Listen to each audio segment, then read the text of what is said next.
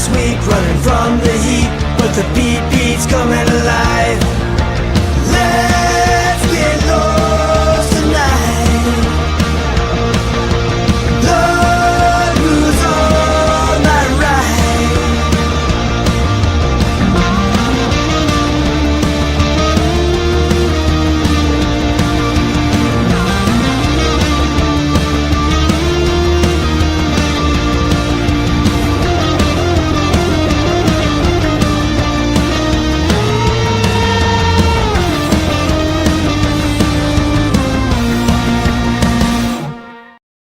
Hello, wackos. Welcome to this week's episode of Without a Country. I am Corinne Fisher. Thanks to everyone who supports this show. All hail to our amazing dictator, Christopher Fungi. Hello to my capitalist pigs and my cuties.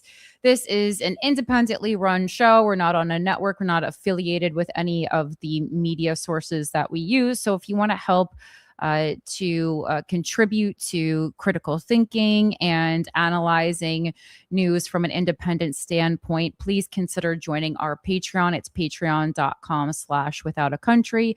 You can be a Patreon subscriber for as little as $6 a month, and it is so helpful to the show. This is kind of a passion project. I just really do this show because I enjoy it, and I just try to break even on it for all the people that are involved. Our wonderful producer, Mike Harrington, and Crystal, who does the thumbnails for the show and provides some scientific insight from time to time when we need her area of expertise. And then, of course, we just have Alfred here. And Alfred wants toys. So that's not really what the money goes to. That's from my own personal funds, but I thought I could tug at your heartstrings a little bit. And with your subscription, you, of course, get an additional news story every single week in the same format of this show. But I try to make it something very interesting that is, not covered here, but along the lines of things that we talk about as far as, we talk a lot about AI, we talk about domestic violence, animal issues, the top stories of the week, obviously sometimes more covered on this show. And then, censorship, things like that. So a lot of important stuff going on right now. And I really appreciate anyone who is able to donate. I know summer's tough. I just saw like a couple people had to leave because of financial situations changing. Totally understand it. But just wanted to remind everyone how grateful I am when you do subscribe to the Patreon. All right. And then also last housekeeping order of business for this week is if you're in Los Angeles, we are doing the annual, it's become an annual ritual basically to do GASH in Los Angeles for Halloween time. This year we're doing it on Sunday, October 25th in the Belly Room right now, although they love this show and they really want to move it to the main room, but we got to sell out the tickets to the Belly Room first so we can make that move downstairs. And obviously we can book some bigger names if we're in the main room. It's just kind of like a status thing. Like I know the people, whether I'm in the Belly Room or the main room, but just some folks don't work in the Belly Room. And some big folks do. Again, like Rogan does, but Rogan's not in LA anymore. And my audience doesn't want to see Rogan also. But if they did, all right. So let's get into some breaking news that was released, like 20 minutes before we went on air. And that is, I'm going to take it from Fox News, but chaos erupts as House passes $1.15 trillion defense bill with Israel provision. Stop stoking Jew hatred. This is a quote from the headline. Democrats and Republican skeptics joined forces against Section 219 while transgender provisions further split the vote. Classic Fox article, right? A little Israel, a little transgender, folks. The House passed its $1.15 trillion annual defense policy bill today after a bipartisan revolt over a provision expanding U.S. Israel defense technology cooperation, which is interesting because one of the stories I had previously picked to cover on today's episode was actually how, the establishment is finally kind of catching the memo that if we keep funding Israel and working with Israel in the U.S., they're going to lose more and more voters basically on the left. And, I thought this was like positive that they were finally getting the memo, because they did vote against sending, more aid to Israel, but obviously they're not getting the memo. It really does seem. So again, the House passed its $1.15 trillion annual defense policy bill today after a bipartisan revolt over a provision expanding U.S. Israel defense technology cooperation. The fiscal year 2027 National Defense Authorization Act passed 216 to 212, with Republicans largely supporting and Democrats mostly opposing the measure. There's just always a couple people who are hanging on that they just can't really understand that this is going to be a losing strategy if they continue to want to be elected on the left.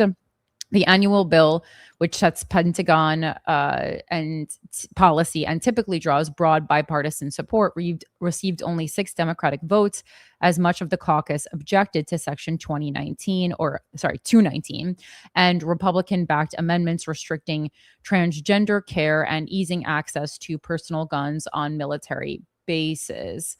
Opposition came from a coalition of progressive Democrats and Republican skeptics of U.S. support for Israel, who accused congressional leaders of shielding the provision from scrutiny after lawmakers were denied a separate vote to remove it.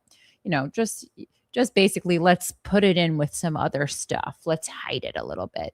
The fight erupted as support for Israel has weakened among House Democrats and some America First Republicans during the war in Gaza and the widening conflict with Iran. I really hate when they use the word conflict because it's just like more than a conflict. Like these are more than conflicts.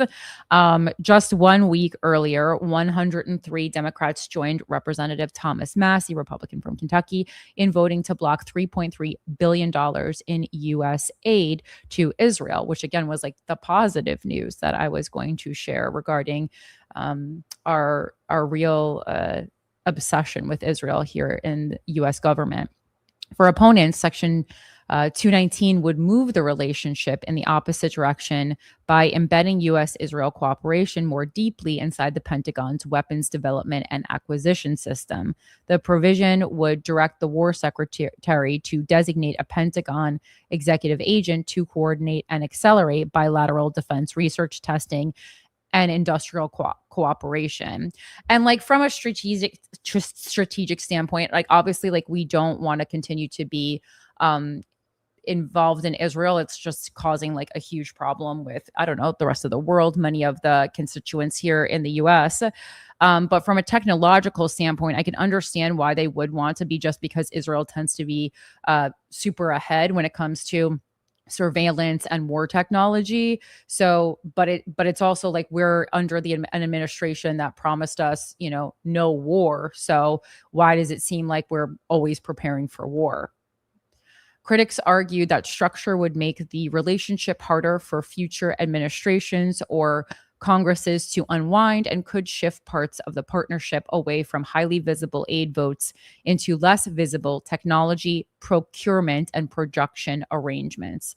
Supporters said it would coordinate longstanding programs and give the United States faster access to Israeli defense technology, which is like, again, I understand wanting access to that technology, and perhaps maybe, that's part of what Israel is like, as Israel sees that it's losing. It's losing just faith, and it's losing followers, and it's losing support pretty much around the entire world. I guess strategically they can look and say, it's like, well, what's one thing that we can hold over the US's head, and anyone's head really, but specifically the US's head, because we already have this relationship with them. What's one thing that we really do better than other places that they need us for? They need our intelligence, they need our technology, and I guess this could be a way to kind of keep us wrapped around their finger.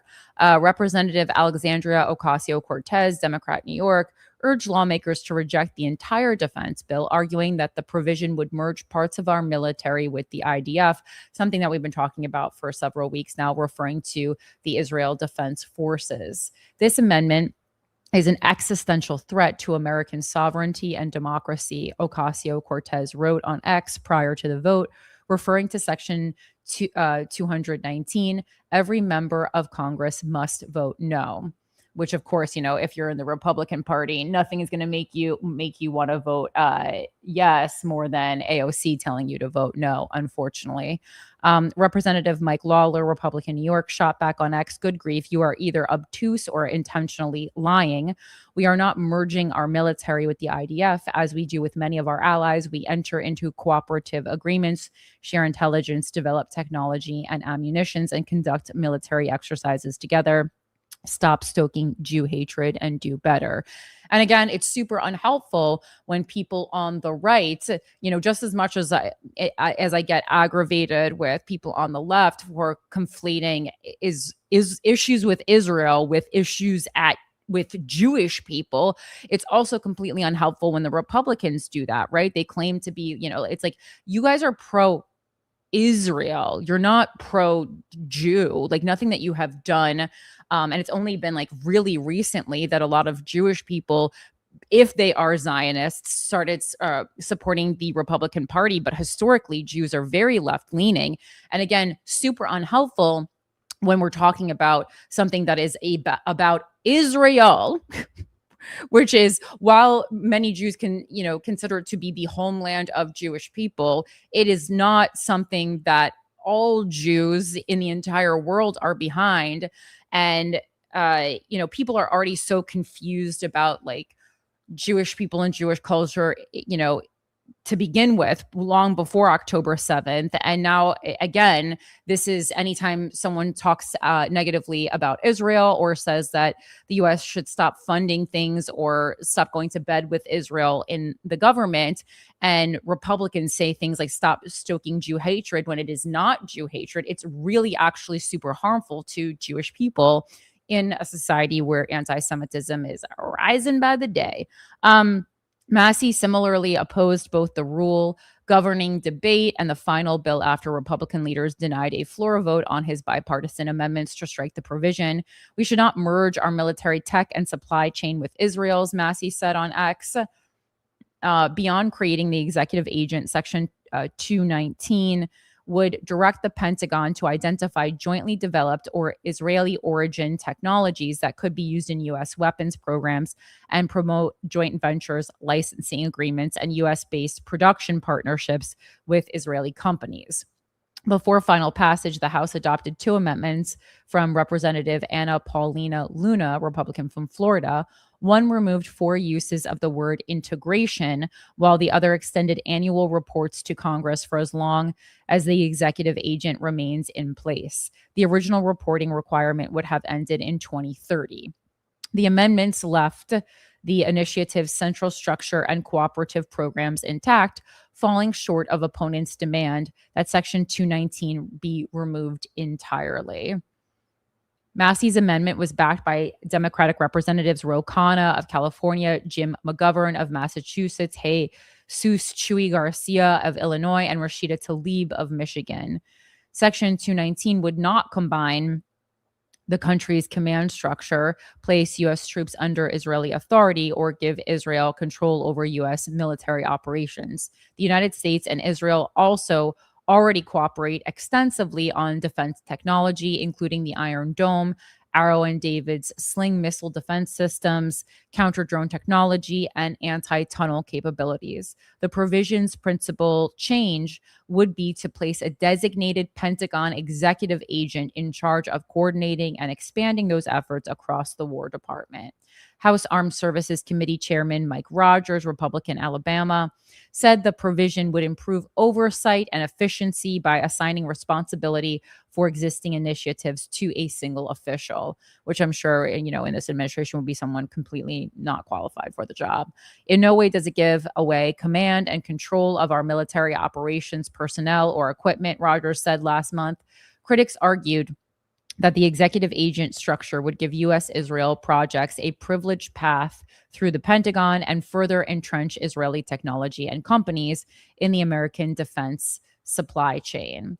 The fight threatened the broad coalition traditionally needed to pass the NDAA, one of the few major bills Congress has routinely approved with bipartisan support. Democratic opposition was also fueled by Republican amendments restricting gender-affirming medical care for troops and military dependents and transgender participation in sports at Defense Department schools. Again, just going to be an ongoing huge battle for a very small group of people that we have decided to become completely obsessed with as a country. The House, or half of us have. The House voted 219 to 208 Tuesday to prohibit TRICARE from covering certain gender transition procedures and treatments, with 5 Democrats supporting the amendment and 1 Republican opposing it. And I would also like to say, what are the numbers? Have we ever even looked up the numbers? What amount of taxpayer money annually is going towards gender affirming care? I would think a lot. That's very small. So again, this is just what's coming up on Google AI, which is just what happens when you Google things these days, as you know. So it says national taxpayer spending on gender affirming care is estimated between $11 million and $17 million annually at the state Medicaid level, which, let me just tell you, this is very low. That's a very low amount of money. As I thought it would be. Super low amount of money for the amount of time. We're just basically wasting elected officials' time by obsessing over that, or they're wasting our time, depending on how you look at it, depending on where you think the source of the obsession is. It's just a way to distract, anger, keep us separated. But for my dad's medical care, had he not been covered by insurance, him alone would for his individual care was $1 million, right? For cardiac arrest. So this is just chump change that we're talking about, and spending this amount of time and putting it into legislation so that people won't vote against it. It's just such a waste of time, honestly. It's a waste of time, and it's just causing us to be so angry at each other. Lawmakers separately voted 221 to 203 to prohibit transgender girls from participating in girls' sports at War Department schools. Again, something that what is this for one? Is this legislation for one person? How many transgender girls are in War Department schools? I mean, it's not a number that we can. So I mean, this is a school where the total enrollment across these military operated schools is only 67,000 students. So we're now introducing legislation in case there's transgender girls who want to, it's just not a thing. It's this is truly, we're introducing legislation that would apply to, I would say, 1 to 2 people. Okay. The House rejected a separate attempt by Representative Lauren Boebert, Republican Colorado, to codify President Donald Trump's executive order barring transgender troops from serving in the military. That's dumb, because no one else wants to. If you want to serve, you should be able to serve. The amendment failed 217 to 212 after 4 Republicans joined every Democrat in opposition. It's stupid to even introduce is my point. Lawmakers also narrowly approved an amendment making it easier for qualified service members and civilian War Department employees to receive permission to carry personal guns on military installations. The measure passed 215 to 214. I don't love that. An amendment that would have largely prohibited Ukraine security assistance failed, though 76 Republicans supported it. The proposal would have preserved funding only for security at the U.S. Embassy in Kyiv.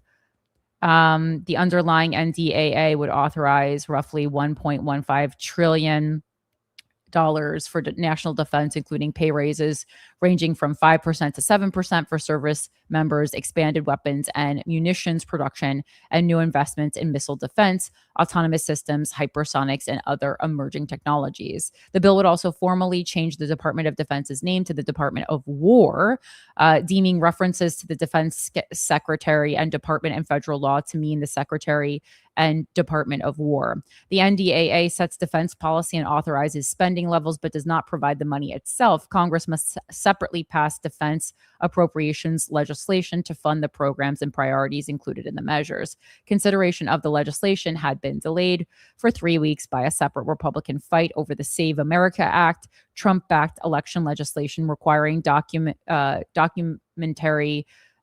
proof of citizenship to register to vote and identification to cast a ballot in federal elections. The House approved the election measure in February, but it stalled in the Senate, where Republicans lacked the 60 votes needed to overcome a filibuster. Republican leaders revived the legislation through a procedure directing the House clerk to combine it with the NDAA after passage, but before sending the package to the Senate. The approach allowed the House to vote on the defense and election measures separately before transmitting them as one bill. The plan initially collapsed June 30th when 13 Republicans joined Democrats in voting against the procedural rule. Representative Anna Paulina Luna, who we talked about before, the Republican from Florida, and other holdouts later relented after Speaker Mike Johnson promised to attach the election legislation to appropriations bills and other must-pass measures. The combined defense and election package faces an uncertain future in the Senate, where Democrats blocked consideration of their chamber's NDAA last week in protest of the Trump administration's war with Iran.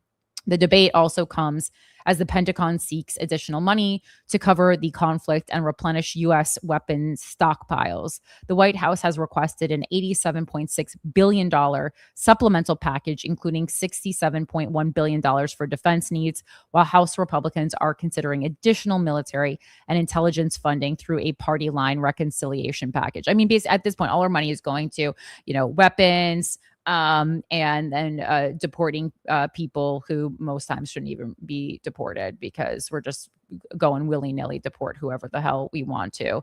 Just, oh, does this person look brown? Oh, okay, that's a good person. We should deport them. All right. So that was, again, just breaking as I turned on. So and again, I was like so happy to present to you, like, look, Democrats are finally, really getting the message that we really don't want to be funding Israel with our taxpayer dollars. That's not what the people who voted you in have decided. And then it all went backwards. Speaking of Israel, we have a kind of a big, it's a big municipal issue, but it has turned into a national and international really issue here in New York. If you were following the mayor's race last year, the one that I was involved in, the one that I was running in, Israel came up a lot, even though it does not, the mayor of New York has no pull over what's happening in Israel, like whatsoever. It came up a lot, the question of visiting Israel, supporting Israel, whether or not Israel should exist. And Zohran Mamdani constantly or consistently said that he would arrest Benjamin Netanyahu for war crimes if Benjamin Netanyahu came to New York City. And I don't know why he said this, because I was like, according to anything that I've read, this is well beyond the jurisdiction of the New York City mayor, like well beyond it. I'm like, I don't know why you're saying this, because just like for me, when I'm running for mayor, I'm really not making dick swinging promises that I absolutely can't, I clearly can't keep. But he thought, but people loved it. People loved that he said it, and they still love that he said it today. And, finally, he kind of had a comment on that because he kept saying it. And yeah, voila, obviously, he puts out a video, I think it was yesterday, being like, hey, we actually looked into it. He said we looked into it from all avenues, acting like there was something that he possibly missed. I mean, I guess you could look at, but it was very clear that this was not a possibility. So I was just sitting back being like, what? And also, why are we talking about this? It's just not something the mayor of New York City unless they're basically setting themselves up to run for a higher office, which, just so you know, every elected official is doing every moment of the fucking day. They're continuously auditioning for the next highest role, whether or not they are even eligible for it. In this case, Zohran Mamdani, not having been born in America, is not eligible at this point in time to run for president. I think because of the way America is structured, it is something that we are going to have to change.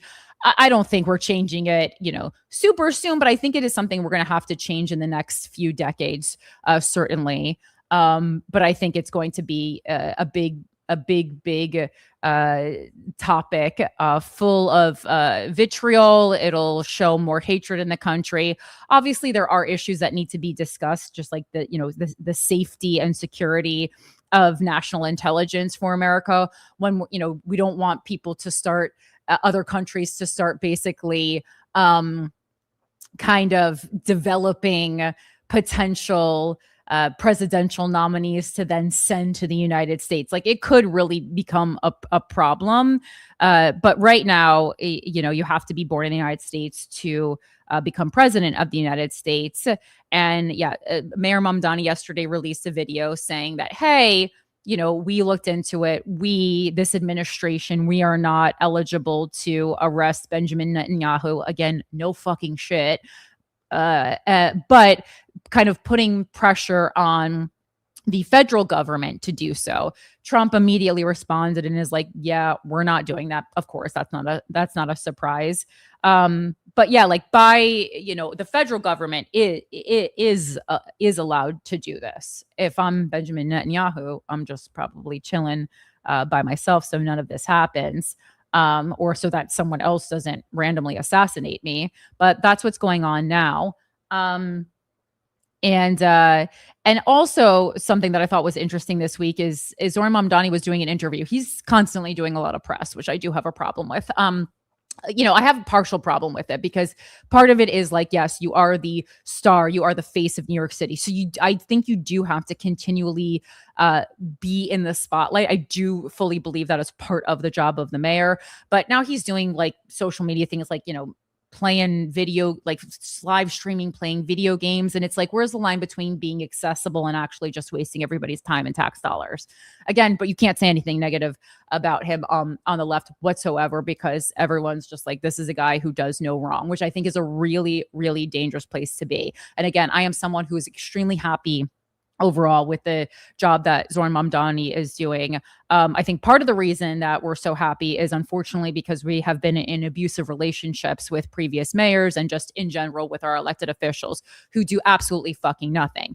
And so then when someone comes in and actually does the things, for the most part, that they said that they were going to do, and is acting on it, and not just acting on it, but also communicating with the constituents. Because Eric Adams, if you looked at his annual address to the city, he actually was getting a certain amount of stuff done, but he wasn't conveying it to the constituents, which I think educating and communicating with constituents is a big part of the job. So if you're not, you kind of do need to keep saying, this is what I did. This is the program that I started. This is how you access the benefits of this program. Very important. And so few people are doing it. There needs to be one basic portal where anyone in a certain area who needs services knows what services are available to them, and makes it extremely easy for them to apply to get those services. That's the number one problem in government. It's programs exist to help people, but the people who need help don't know how to access them. I would say that's problem number one.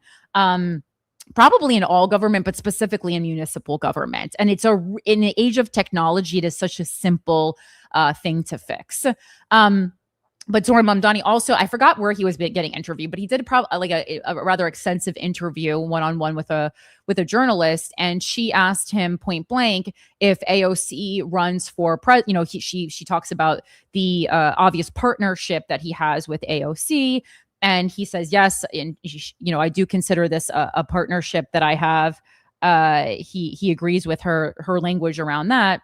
And then she says, it seems like AOC might be running for president in 2028. If she does, can we definitely get an endorsement promise from you?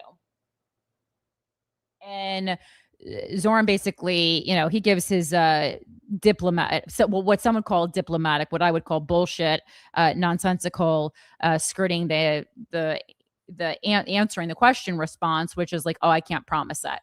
Obviously, it's kind of too long out from the election to promise that he would endorse AOC. I do see that, like, strategically, politically, not a sound move. But I think really the more so the reason why he can't do it is because the DSA has been flip-flopping, for lack of a better term, about whether or not they would be behind AOC running for president in 2028, if that would be like someone that they would endorse. And again, we can have conversations till we're blue in the face about how great Zohran Mamdani is. That's not really the question that I'm asking here. The question is, will Zohran Mamdani ever do anything outside of exactly what the DSA tells him to do? And I think that's really important. Because it's like, who did we vote? Did we vote for Zohran Mamdani, or did we just vote for the heads of the DSA, which is not Zohran Mamdani? And at this point, I don't think he would stray. And so many pieces started to come together for me, specifically this week, with him making this, to camera video about how they don't have the ability to arrest Benjamin Netanyahu in New York. Again, no fucking shit. And the question that I had kind of asked for his whole campaign was just like, again, why is someone who has invested pretty much their whole political and activist life to free Palestine, which, again, a noble pursuit if that's your pursuit, but why are you running for mayor of New York, like one seat where you really can't do much about that issue? And now I feel like the pieces, because I just knew there was an answer to that. Again, like these things are not just like shit I'm making up. There had to be an answer to the question. And with the specific endorsements he's, been making for Congress lately, and, using his, as the New York Times calls it, political capital, it is very clear. They're like, oh, I think the DSA pretty much made the decision that they thought that an easy win in a big talked about seat for the DSA could happen in New York City, right? We're like, we think we can win this race, and it'll give us national public attention on this specific candidate who is a good candidate to get behind. They were very smart in choosing Zohran Mamdani, obviously super beloved and camera friendly and smart, which most politicians aren't. And well spoken, likable, young, but someone who wants to be famous enough that they will go along with what the DSA says. And they found that in Zohran Mamdani, and then they were like, okay, yeah, and then we can have him with his power endorse these specific congressional candidates, and then little by little the DSA can start to get a lot more national power, and then do one of the main things that the DSA wants to do, which is completely cut American ties with Israel. So now this week the pieces really are like coming together in a real tangible way. And then, of course, because the free press got to be free pressing, they put out an interesting article about the DSA. And they have a certain format of article that they love to put out in the free press. And that's like, I was a part of this insert, left-leaning movement, organization, thought here. And, this is why I got out. And now I'm going to tell you everything that happens in this terrible organization. And of course, they did one. They got a former DSA member to do this, right? But I think it's still important to share the article, just to give us a little insight. Because again, I'm not calling the DSA a cult, but there's shit going on that is not widely known. And again, there has to be a reason that super left-leaning queer elected officials like Chiosei have gone back and forth with the DOC. Chiosei, again, reminder, council member, probably like the most known because of his social media presence, actually was doing social media presence in a big way here for municipal politics before Zohran Mamdani was. I think he really is the one who started it here in New York City. If you're a New Yorker, and even if you're not, you might be familiar with who he is. He is Black, he is gay, he's young, and he's someone who has really gone back and forth with the DSA. And famously, right after Zohran was elected, we talked about it here, wanted to primary Hakeem Jeffries, and Zohran would refuse to endorse him, which caused a big stink here. I mean, they seem to be friendly again now, but, to be a council member in New York City who is against Zohran Mamdani would truly be political suicide. So whether or not Chiose actually likes him, they had a friendship before. And then obviously, I'm sure he was very hurt by the non-endorsement. But again, this is the free press. I was in the DSA. Here's what they really believe. The socialist candidates being swept into power want to dismantle American life. Such a free press way to go about it. It's all right there in their new platform. And this is by Jake Altman from July 20th. Candidates backed by the Democratic Socialists of America, DSA. And I do want to point out, because we're going to talk about him later, and he does a lot of work with the DSA. Bernie Sanders does a lot of work with the DSA. If highly affiliated with them, is actually not, by my research, an official member of it. And I do think that's important. I also think that's why Bernie is super smart, because he's smart enough to know that to like go along with most of what they say, as I do. I think most of what they say, good ideas. But would I ever join? Nah, not under the conditions as they are now. And I think Bernie recognizes that as well. Similarly, I think Brad Lander recognizes that. Again, someone here in New York just won the congressional primary, beat out someone with a lot of money who's young and charismatic in my district. But did he officially join the DSA? He did not, and I think there's reasons. Candidates backed by the Democratic Socialists of America, DSA, keep racking up primary victories, and skeptics and fans alike are struggling to determine what the organization actually believes. Well, I mean, their beliefs are up on their website. We've read them on this very program. President Donald Trump says they are communists. One prominent DSA member, Jacobin, publisher Bhaskar Sunkara, says they are a milquetoast organization seeking Scandinavian social democracy with no interest in violent revolution. I was a member of the DSA from the 2010s until 2022.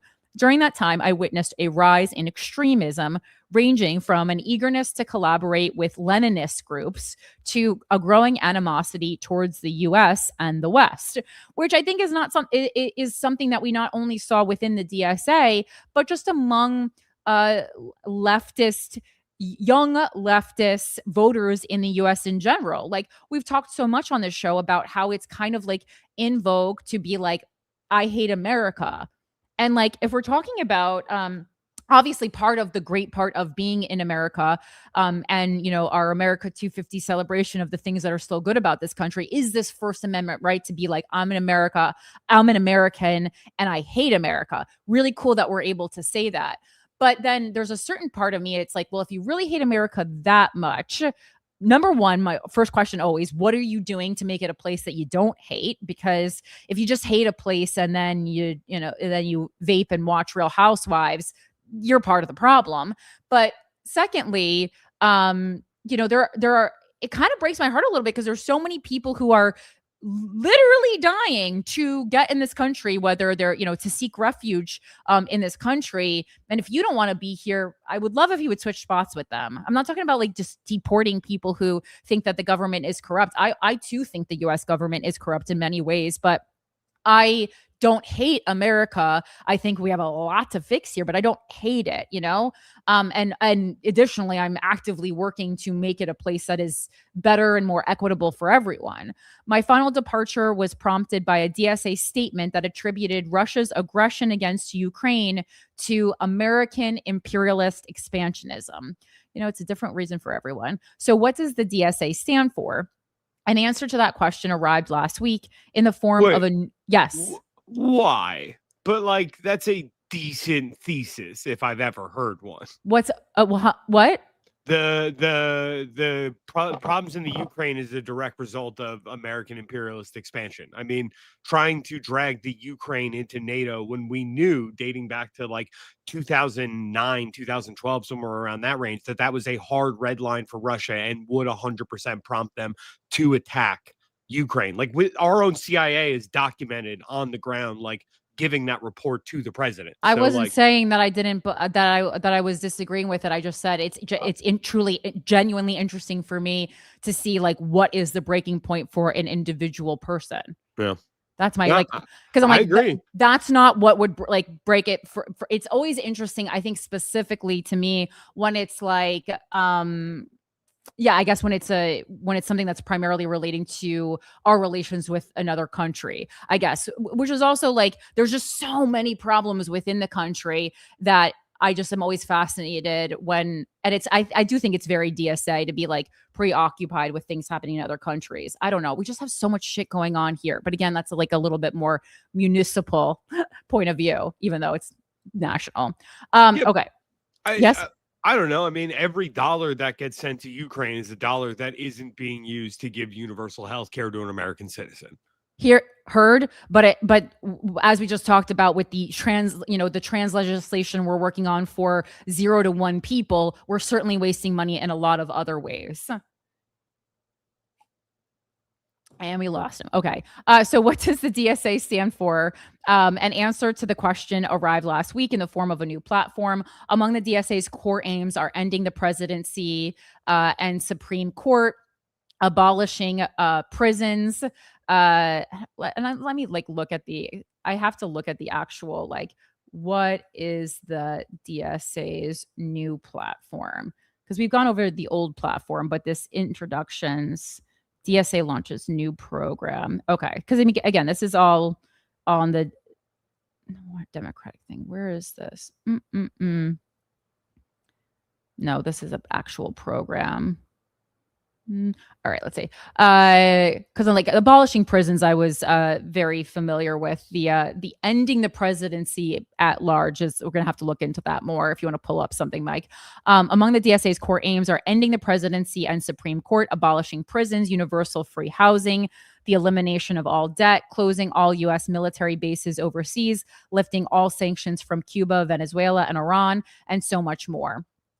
Workers deserve more. The title of the new platform is meant to present a friendlier face to the world and overcome the radical reputation the organization has developed in many corners of the public, which is so funny to me because I feel like, if anything, these wins and getting to know actual DSA members, with the exception of a few who I think are not great reflections of the DSA, I think, someone like Zohran Mamdani is really positive and not a radical face of, to represent the DSA, with the work he's done so far.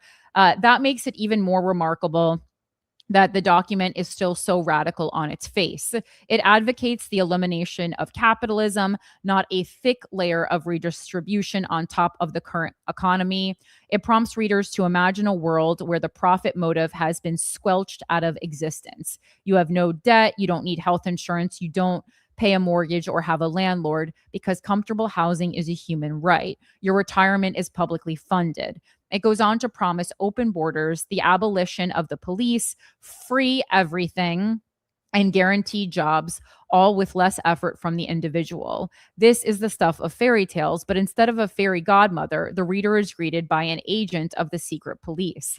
The platform offers a utopian, they love to say utopian in the free press. The platform offers a utopian vision that erases the complexities of human life. It includes vague demands for a massive expansion of public resources alongside specific proposals like paid family leave for all workers, a 32-hour work week with full pay and benefits, and a living minimum wage. They also call for free college and the cancellation of all student debt, which, I mean, some of these things are very possible and we've seen other countries do them. So to act like these are all crazy is not true. Some of them are, I would love to see the actual nuts and bolts of how they think they're going to do these, but some of these things are not at all. And Oh wait, what are you pulling up here? The proposed changes. Okay, so this, yeah, because when did they truly just announced last week? Apparently. Yeah, this is from their statement a couple weeks ago. So for eliminating the presidency, the DSA proposes abolishing the office of the president and electoral college. In its place, the executive branch would be a collective body chosen by and kept strictly subordinate to a single federal legislature. All right. Yeah, I mean, I just feel like that's not something that's going to be happening quickly, because I just a big change like that is going to take, I would say, several decades if they think that's actually happening. But they've again getting Zohran Mamdani into the seat of mayor of New York was a huge step. So strike while the iron's hot, I suppose. Again, they also call for free college and the cancellation of all student debt. It paints a world devoid of anxieties and limits, no debt, no mortgages, no landlords, and no bills coming due. The platform makes no mention of home ownership, likely because many in the DSA genuinely imagine a world without private property. I do agree with that. Instead, like I don't agree that private property shouldn't exist. I agree that I think that a lot of people in the DSA agree that private property shouldn't exist. Instead, the proposal promises that you work as much as you are able and no more than needed. A near restatement of Marx's famous dictum, from each according to his ability to each according to his need, by suggesting that you could, quote, control your own labor and see it going to good use. The document makes a complex reorganization of society sound suspiciously easy. As history has shown, such experiments yield catastrophic results.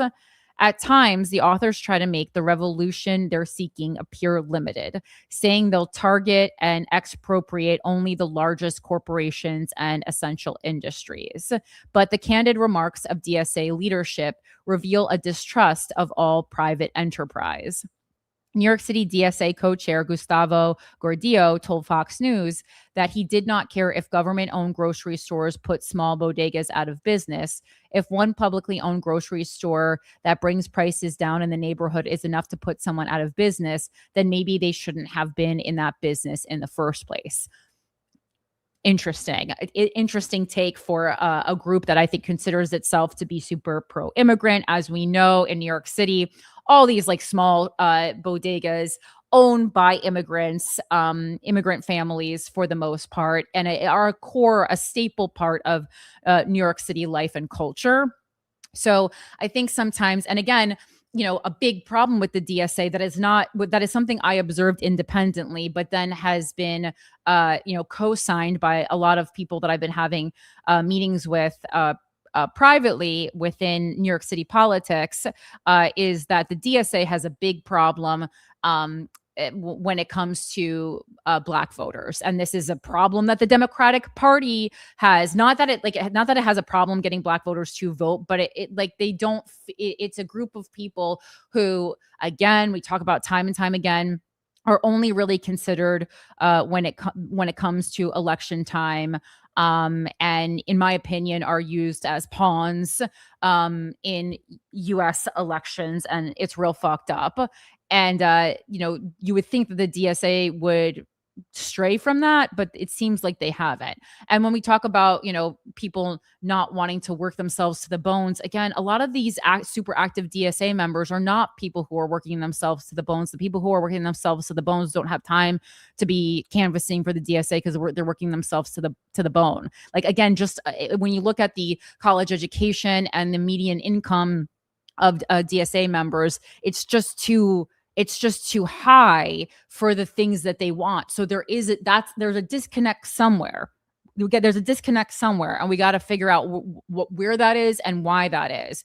And so when we're talking about people not having to work so much, why is this not appealing to the people who actually work so much? It's like they're proposing shorter work days for people who already don't have long work days because they're like influencing online and their parents are paying for their NYU college education.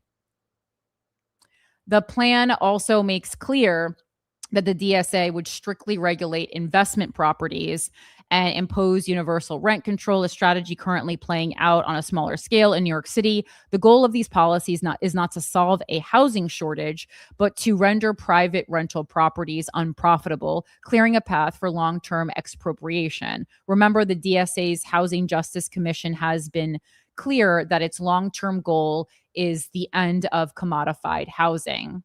Many DSA activists are committed, true believers armed with the arrogance of youth and plenty of free time to organize around their vision.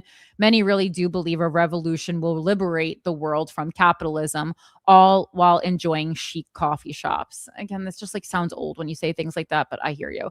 How will they pay for it? On July 16th, Sunkara posted to X perhaps the most honest answer, which is, quote, expropriate the expropriators.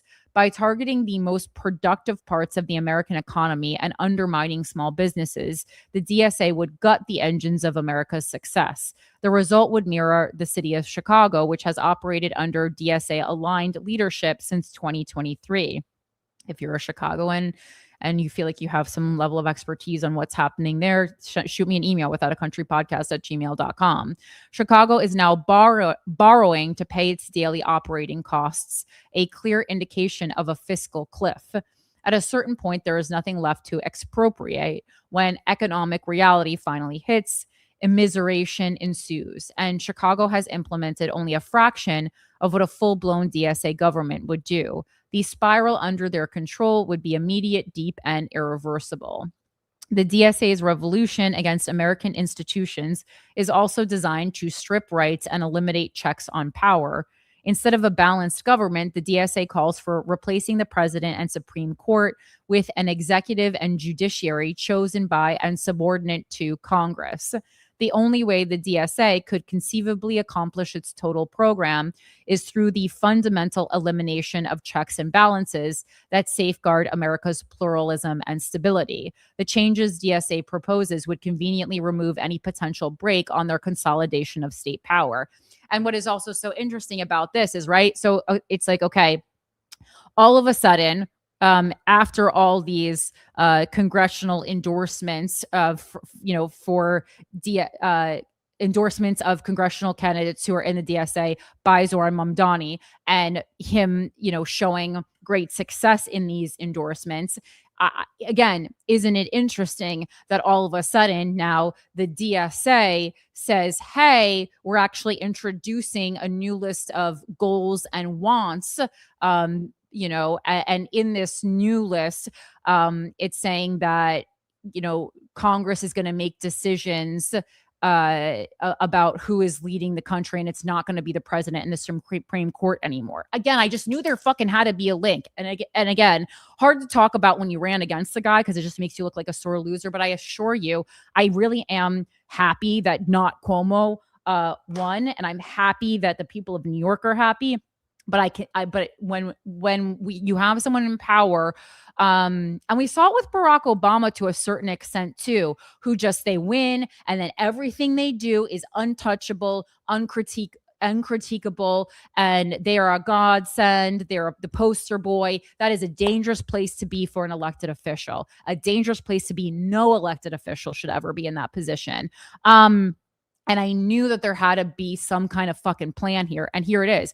Because is this president thing that's new? That wasn't in their original platform, right, Mike? Yeah, this came out 2 weeks ago.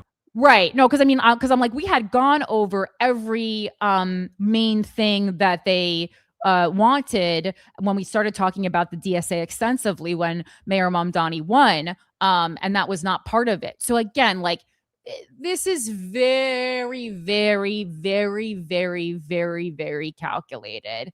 And again, I knew there had to be a reason why Mayor Mamdani would have wanted to be mayor of New York City when there's not anything that he can really do for his cause directly in this seat.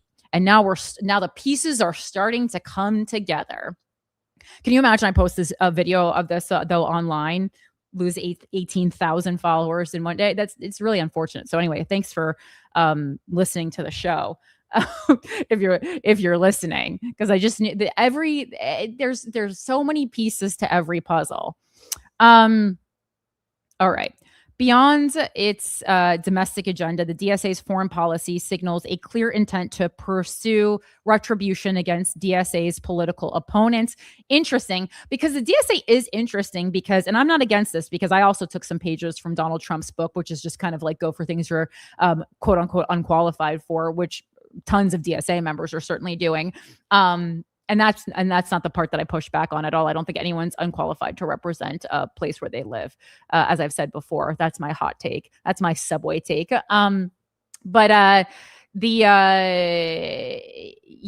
It's this political retribution is this new theme, and it's interesting that we're now we see it within the DSA. You know, this is something that is not specific to the Trump administration, and I think a lot of far left groups like the DSA are realizing, like, not only do we not support people who don't agree with us, we seek retribution against them, and I think that's a theme that we're going to see. And when we talk about political extremism, I think this is like, I don't know, this is like a negative part of it for me. To pursue retribution against DSA's political opponents while ignoring America's adversaries. The proposal to defund the Department of War includes a demand to end immunity for U.S. war criminals, a clear call for political prosecution built around a far left campaign of lies. Obviously, that's why the timing of Zohran Mamdani saying that he doesn't have the ability to, arrest Benjamin Netanyahu, again, all tying back to changes the DSA is making in real time. One hand feeds the other. This is completely linked. The platform advocates for the closure of all overseas military bases, effectively seeking an end to U.S. military power. Crucially, DSA's foreign policy positions ignore America's enemies. While DSA targets U.S. and Israeli leadership for prosecution, the platform is silent on the actual atrocities committed by the Russian, Iranian, Venezuelan, and Chinese regimes. In early 2019, when I argued that the DSA should denounce the Nicolas Maduro regime for mass persecution, abuse, torture, and murder, a local leader told me that to advocate against the Maduro administration would be to play into U.S. war propaganda. It is always don't disagree. Certainly do not disagree. Well, you know that you should join the DSA, Mike. No, God, no. I disagree with way too much of the other stuff. What? Like what? Like no private property, the Sure. Marxist rhetoric over and over. I mean, none of that really works for me. But I do think that, their international war stances you seem to agree with. Not even that. I don't think we close all bases internationally, but yeah, I mean that was a crazy. I'm like, okay, we'll just put a target on our back. Like what? That was crazy. So I do like I can't remember exactly who said it. Might have been Ron Paul, but somebody said something to the effect of like, if you want to know who the next war America is going to be fighting is, look at who we're funding right now, and it's like, that should probably be like the number one thing to get done is like, just stop funding for any of these rebel insurgent groups that are the lesser of two evils, because they will become the greater of two evils in 20 years. All right. That would be my prediction policy stance. Seems like a pretty simple one. Stop giving money to terrorists. I don't know. But terrorists is in the eye of the beholder. That's the problem with the use of the we word terrorist. Funded Al Qaeda. We taught Osama bin Laden how to shoot a rocket launcher in the 80s. I understand that part. Yes, it is always the U.S. so-called American imperialism that comes in for the harshest criticism, while America's authoritarian enemies get apologia. For the DSA, the world's most authoritarian regimes deserve political cover. DSA blamed NATO and Western imperialist expansionism for the Russian invasion of Ukraine. October 7th, 2023, the DSA first expressed its solidarity with Palestine and then laid to blame. The DSA first is that right? I mean, I thought it was a long-standing tenant of the DSA that they were pro-Palestine. What did the DSA start? No, but they're saying that they came out on October 7th or October 8th to denounce Israel in the wake of the October 7th attack, which Right. No, yeah, okay, because that's just written weird because I was like, the DSA has long been into Palestinian liberation. And it looks like that dates back when I look it up to at least 2017, which is more what I thought. Cause I was like, no, that was like a longstanding tenant. And so that's why, and Zohran Mamdani has been working with that cause for quite some time too. Okay. Um, The DSA first expressed its solidarity with Palestine and then laid the blame for Hamas's terror attacks on Israel. After the Maduro regime brutalized and murdered its opponents, DSA members were happy to visit him and celebrate his regime. Meanwhile, the West is expected to dismantle its military capabilities. Part of the DSA program is an attack on the forces of law and order. The DSA continues to push for police and ICE abolition while simultaneously establishing what sounds like a paramilitary wing. The DSA has formed a group called the Red Rabbits to prepare for a national uprising against federal agents and police brutality. So it's a paramilitary force for the DSA, but no protection for the rest of us. Red Rabbits, DSA. And just so, this is straight from the Democratic Socialists of America website, but the Red Rabbits are a grassroots security and community defense network within the Democratic Socialists of America, formed to protect leftist organizers. They run training in de-escalation, protest marshaling, first aid, stop the bleed, and self-defense to keep demonstrations safe. Man, I really need to go and get trained in that, because I would love to see who is signing up for that and what kind of physical shape they're in. Do not be fooled by defenders who claim the utopianism of DSA's platform is merely a far-flung aspiration, a vision plan for some earth. I don't even know what that word means. One second. Ersatz. Oh, ersatz just means substitute. I don't even think I've ever. Oh, it's a German word. That's why I don't know what it is. Why are we using a German word? Okay, for some ersatz, which means substitute. New Jerusalem, far over the horizon. It takes concrete shape in policy today. When DSA demanded that Mayor Zohran Mamdani, who they endorsed, not increase the number of police in New York, the mayor caved.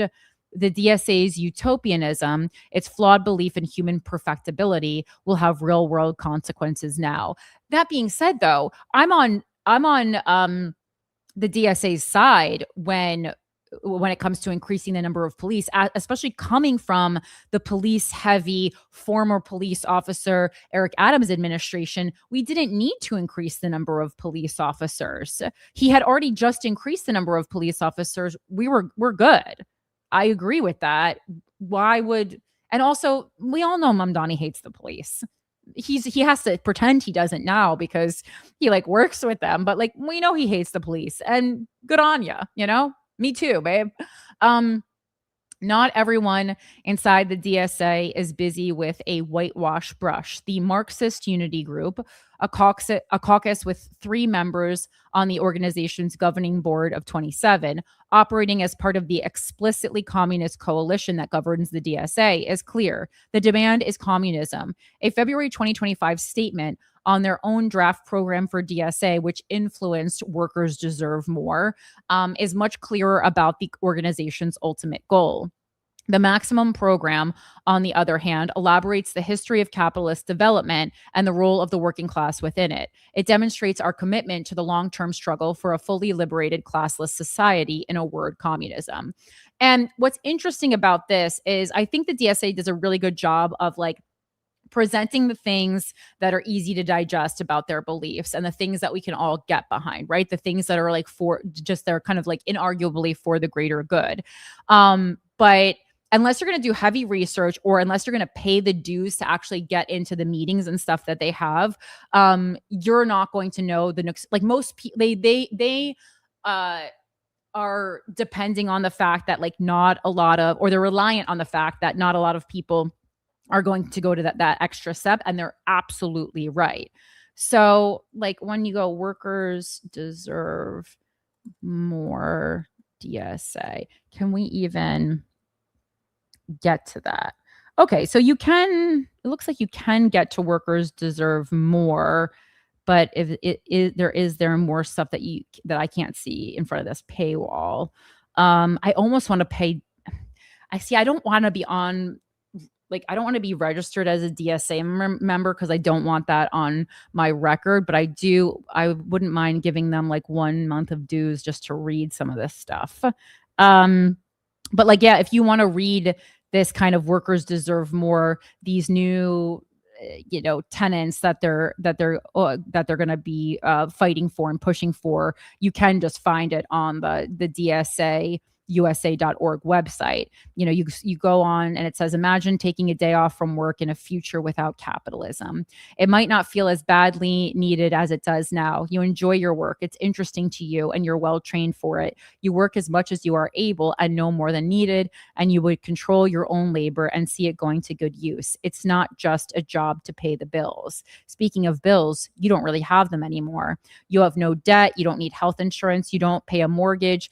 And just I think it's very interesting that the first picture that they're showing for this workers deserve more is someone lying in bed with the sun shining through. And listen, I love to lie in bed. I hear you. I love a good night's sleep. I think we all deserve an 8-hour night's sleep. And I've for many years gone with less than 8 hours of sleep. And I know how it firsthand negatively affected my brain function, right? I totally understand that. I think we are an worked country. I think we're an overstimulated country. You're not going to get pushback from me on that. But I also think it is funny for an organization that is like the primary advocates of it are people who have never really seemingly worked a really hard day because they just graduated from college. Like that the first picture on this new list of needs, wants, and demands is a person in bed sleeping well past an ordinary hour because of the amount of sunlight that's leaking into the room.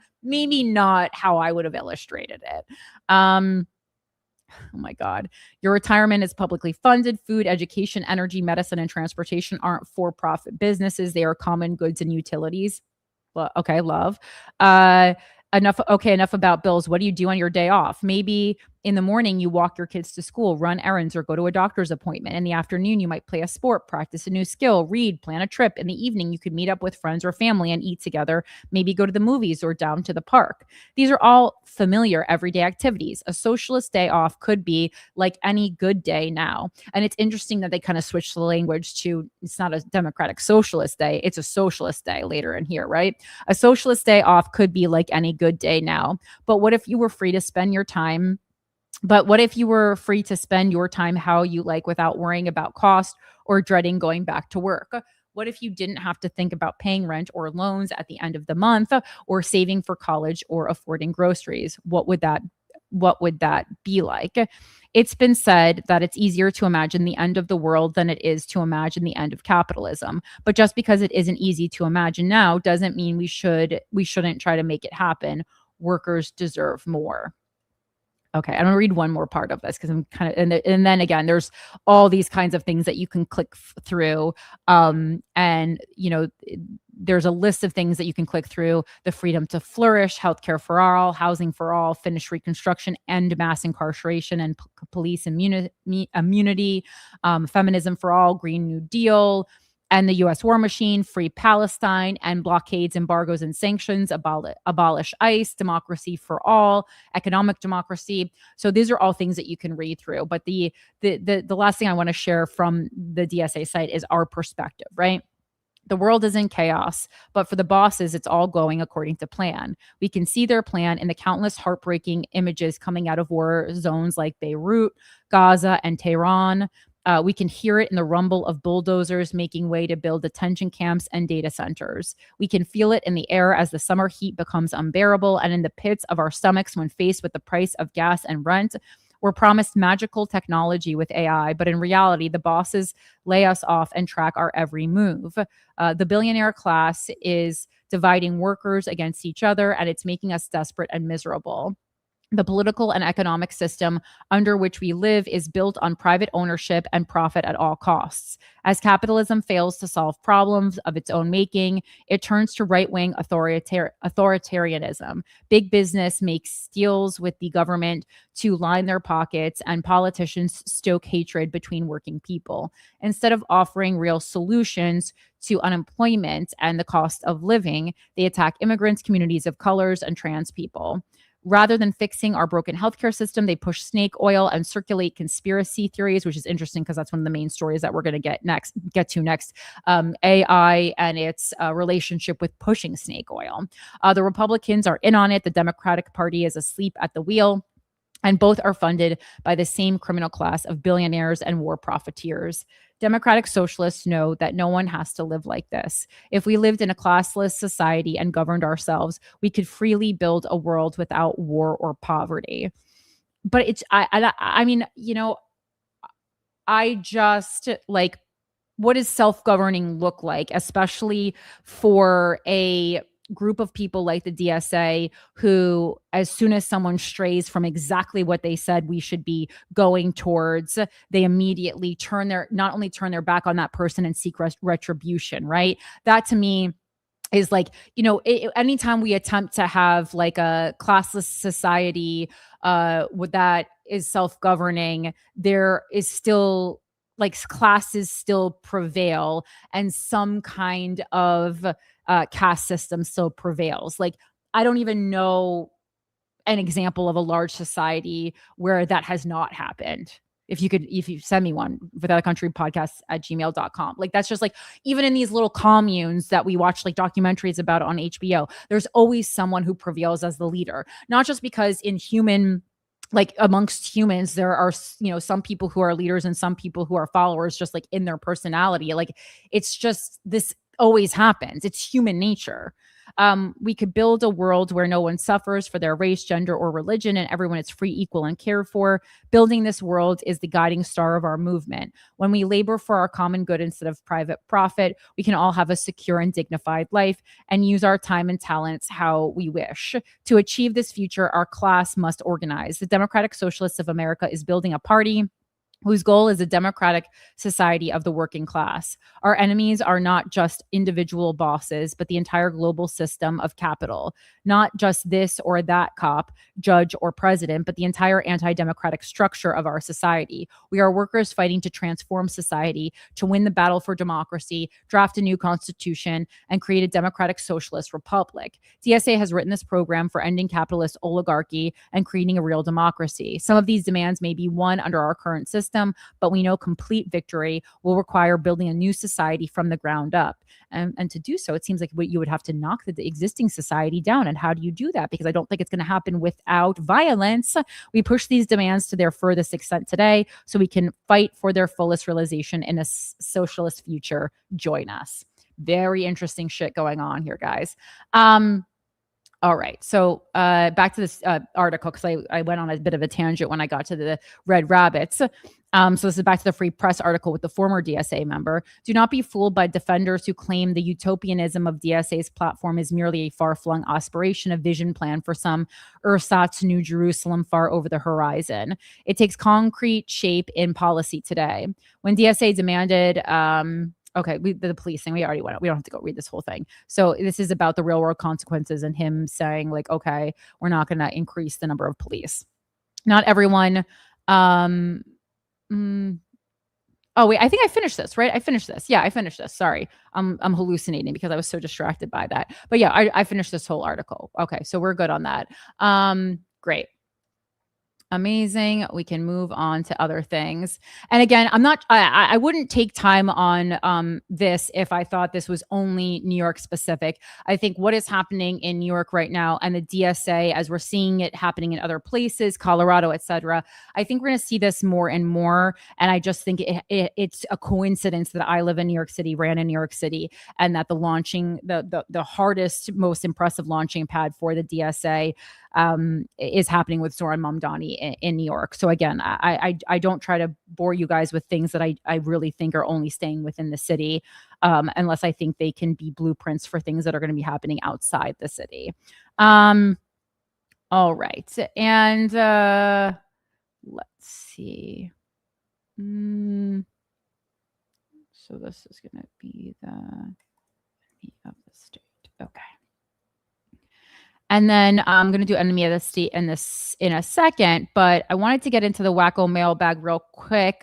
Again, if you want to send me an email, it's withoutaCountrypodcast@gmail.com. Wacko Kirsty or Kirsty just sent me an email. I think you sent it a couple weeks ago about a woman, Tori Schaefer, running for state senator in a local office. We do try to highlight people. I know there are so many local offices and we can't highlight everybody. But every now and then I like to toss a name, obviously, out into the ether. And this is someone who is running for state senator in Missouri, I believe. The number one thing that bugs me about these local offices is, I guess, because you wouldn't most likely be going to the URL unless you were living in the state where the person was running. But like, if I just go vote to votetori.com, which is where I am now, Tori, Tory, it just says Tori Schaefer, state representative. But like, had I not been sent like a complimentary email, it's like, it's very unclear unless I go scroll down and look at the fine print where she's even running.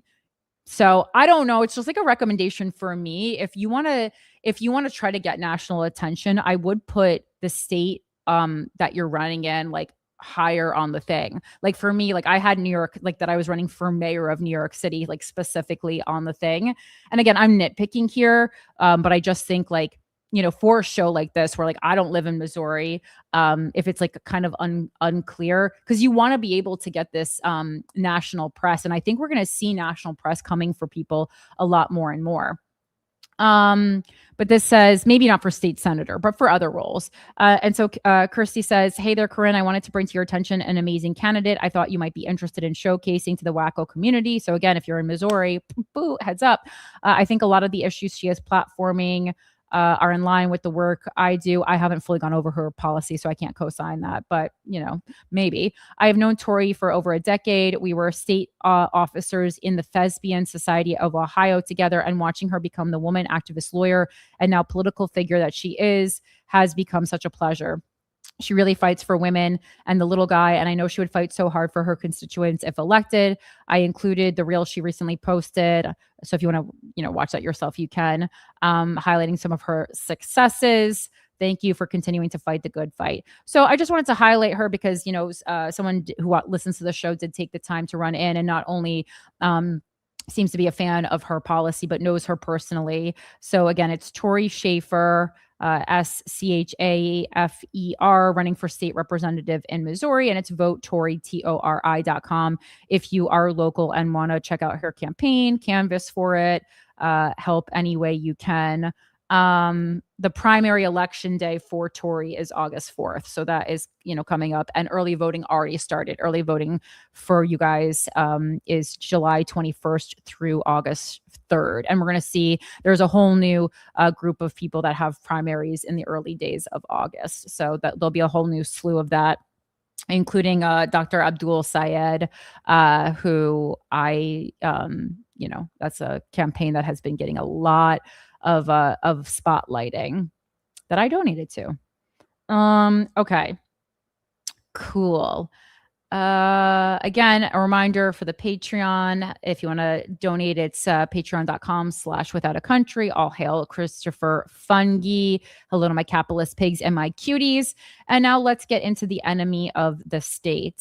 I saw the enemy of the state is going to be just a piece of historical information about the DNC, like basically rigging elections to like fuck over Bernie Sanders. It was just something that a far left political account that I follow today brought up, as this is the 10-year or so anniversary.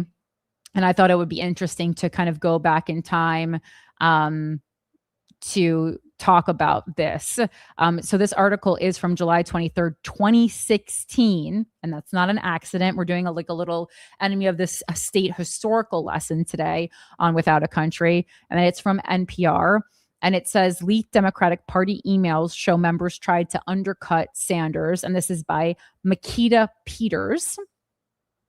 With just one weekend, and again, get in a time machine and bring yourself back to this time in history. With just one weekend to go before Hillary Clinton is expected to accept her party's nomination for president, WikiLeaks on Friday released almost 20,000 emails sent and received by Democratic National Committee staff members from January 2015 to May 2016, leaving journalists scouring for information potentially damaging to the party. WikiLeaks officials say the emails come from the accounts of 7 key figures in the DNC, among them Communications Director Luis Miranda, 10,770 emails, National Finance Director Jordan Kaplan, 3,797 emails, and Finance Chief of Staff Scott Comer. It's probably Luis Miranda too. Wait, Luis Miranda, but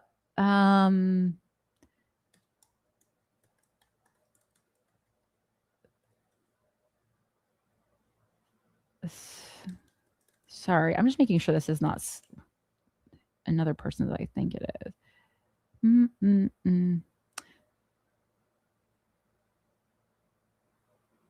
Wait, so is this because Luis Miranda is Lin-Manuel Miranda's dad who does work in politics, but is this the same Luis Miranda? That's what I'm confused about. How common of a name is that? Is that the same Luis Miranda? Was he ever the communications director of the DNC? Sorry, one second. Everything is so incestuous, guys. I know his dad is a bigwig, but I just didn't know if this is the same one.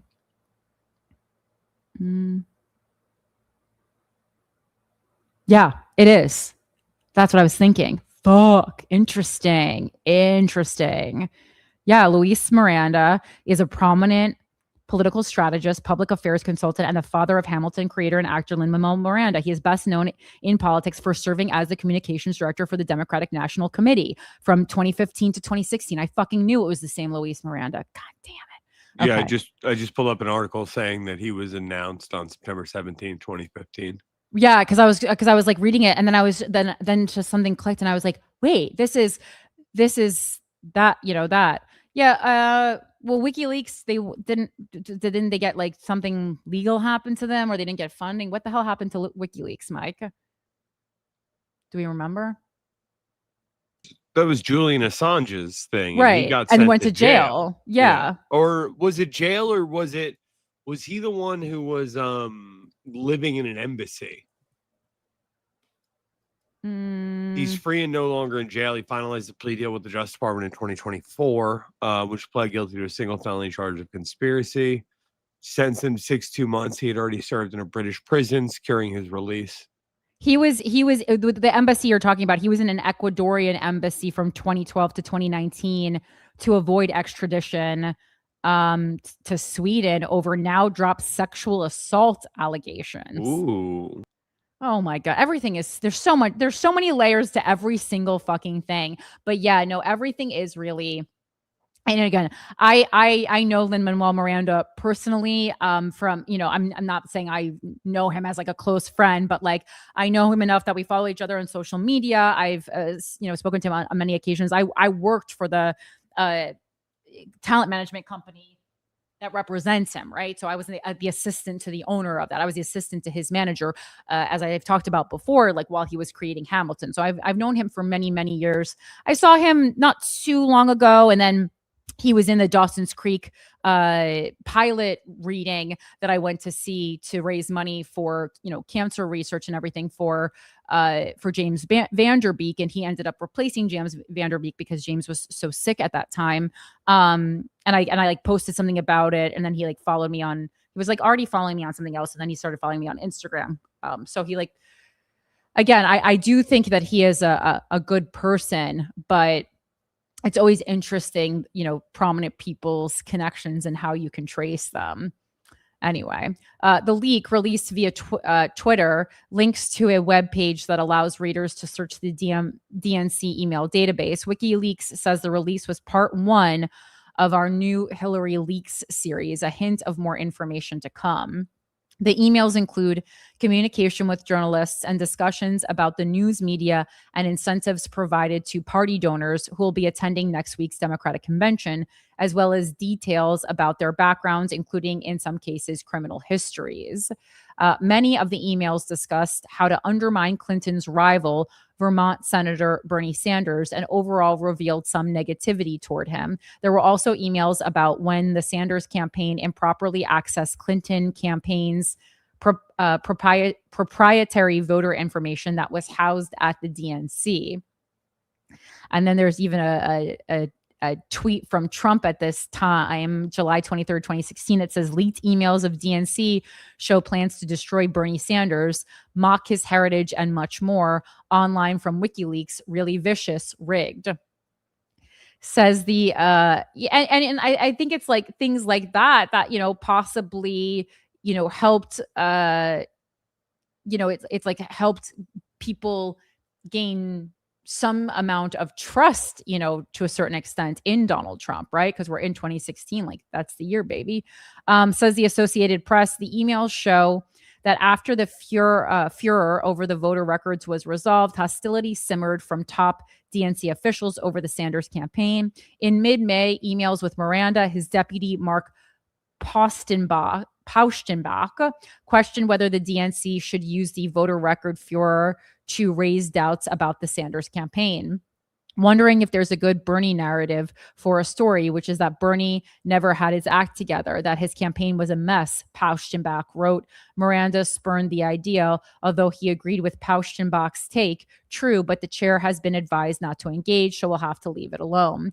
In response to the leak, Sanders campaign manager Jeff Weaver said Saturday that the emails show what many of us have known for some time, that there were certainly people at the DNC who were actively helping the Clinton effort and trying to hurt Bernie Sanders' campaign, which again, I don't think is I think is a thing that is happening not only to Bernie Sanders, but, I guess that just proving that it did happen to Bernie Sanders, Republican presidential nominee Donald Trump tweeted Friday, the WikiLeaks email released today was so bad to Sanders that it will make it impossible for him to support her unless he is a fraud.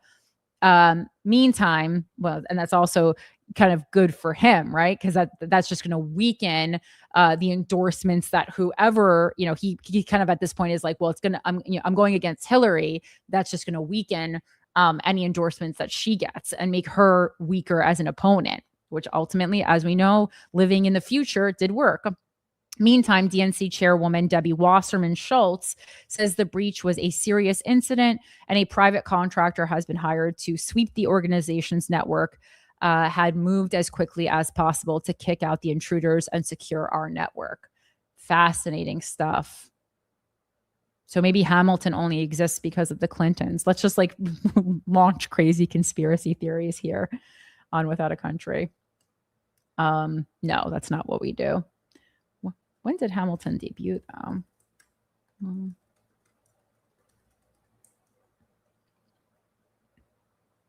2015. What an interesting year. Gosh. Okay. All right, let's get into main stories today. As I said, the first was I was so actually happy because this is, one of my favorite topics to talk about is all this scamming and lying and deceit in the wellness industry. And I think it's something I get served daily is a ton of wellness stuff.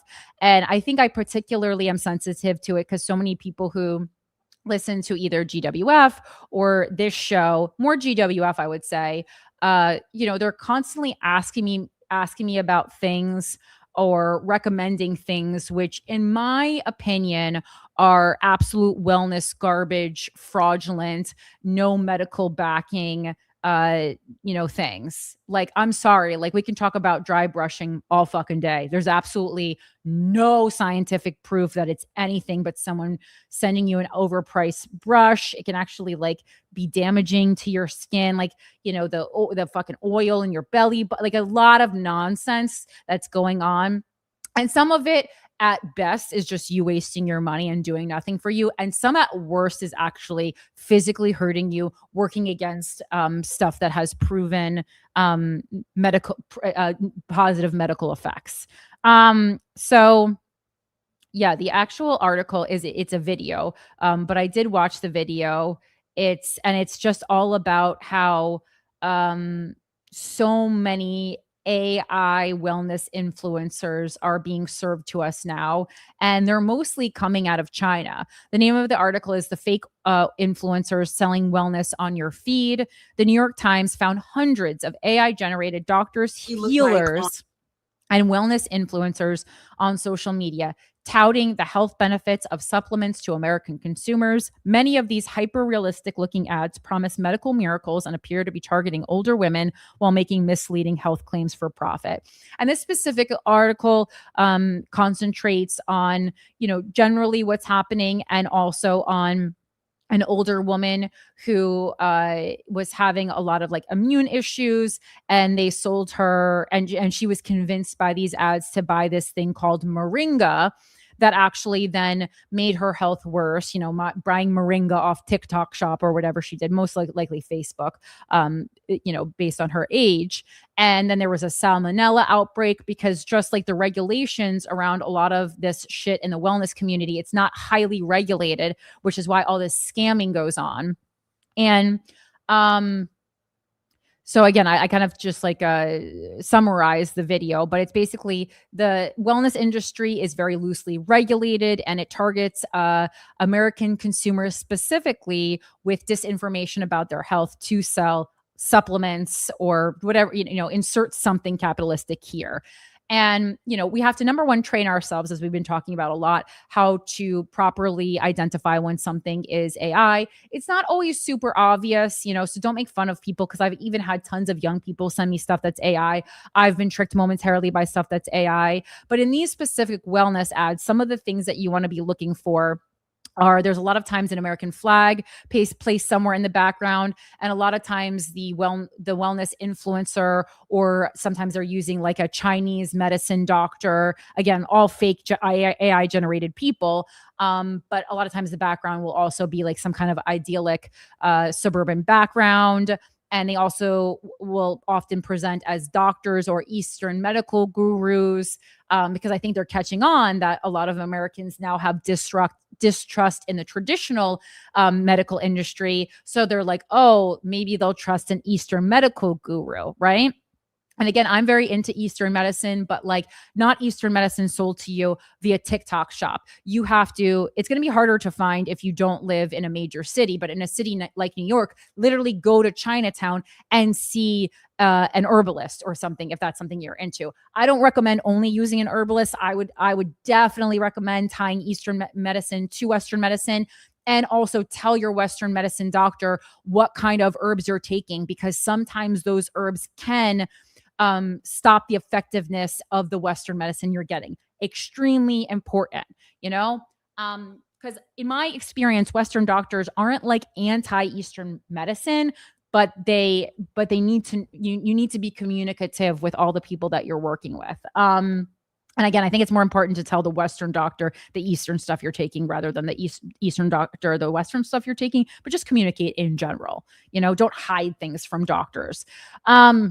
And a lot of times these doctors or Eastern medical gurus in these AI videos will have like a fake diploma on the wall behind them.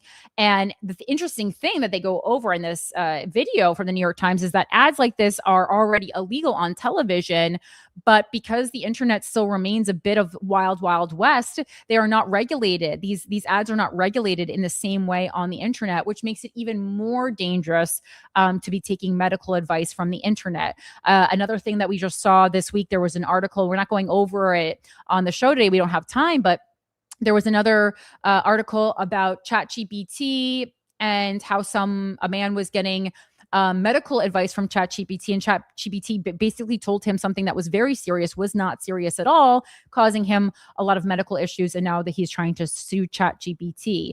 it might be the starting point for a medical issue. And again, I feel for people because it's a great free resource for so many people seeking legal or medical advice. But again, as it states on the website, AI is not human, but like humans, it can make mistakes. So you do need to double check.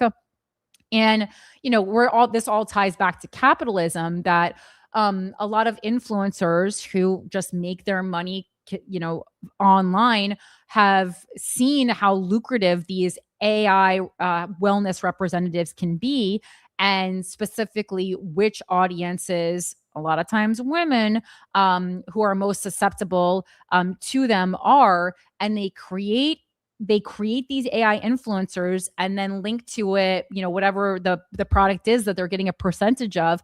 And they don't care if they're making you healthy or not. They don't care if they're affecting your wellness negatively. They don't care if they're selling you a $60, bottle of pills that's absolute nonsense at best and harmful at worst. They just want to make money. And this is big fucking business, right? So these influencers are creating AI representatives, posting them online, linking products to them. And just the same as the beauty industry does, they're targeting health and sometimes also beauty insecurities, because some of these things are just like, is your skin aging? Oh, it's something on the inside that's rotting you. And again, like some of my friends who I consider to be smart, well-read people, the kinds of wellness things that they present to me that are absolute bullshit are really horrifying. So please, please, please, this is specifically, a point of interest to me, because the target is really women, for the most part, and especially women as we are aging. And it is so harmful what they are doing. And they also interview the head of this AI marketing firm out of China, who we already know, China serves a different kind of TikTok to American users than it does to Chinese users. Like, they're serving helpful, good, productive content to Chinese people and absolute nonsense to American people. And this is who is selling you these wellness products. And again, while I am a fan of Chinese medicine, I'm not a fan of Chinese medicine that's being hawked to us by an AI Chinese marketing firm. I'm a fan of going to an herbalist in the Chinatown in your major city, or in your minor. I don't want to call it a minor city, in your smaller city. So just very, very alarming. Again, they specifically, this video did talk about moringa. You can look that up for yourself. The CDC has a full page dedicated to the salmonella outbreak, linked to moringa capsules. July 17th, 2026, the recall was issued, and this was a big issue among health officials. Again, right here, cdc.gov. And then I looked into some older stories kind of about this, and the New York Times had done an article not terribly, terribly long ago. Whoa, Alfred, what are you doing, buddy? About this. So we knew it was coming. This is something they've covered before, but I feel like people just, put their hands on their ears and go, la, la, la, la. But this article is from March 9th of this year, 2026, from the New York Times. An Amish avatar and an AI monk are pitching supplements on social media. Influencers have long hawked supplements on platforms like Instagram and TikTok. Increasingly, the influencers are fake. This is by Ken Bensinger and Tiffany Sue. Melanskia is not your typical Amish woman. And again, this is even if you're not someone, crotch licking time, even if that's Alfred's wellness, even if you are not specifically interested in wellness, or even if that's not something that you're sitting at home being like, well, I'm not someone who would ever buy a wellness product. I barely, I use bar soap on my face still. More power to you, but more likely than not. And, if this is how you can be a feminist in your own life, whether you're a man or you're a woman, someone in your life is very into wellness. I think in 2026, the likelihood that you don't know anyone in your life is into wellness is very small.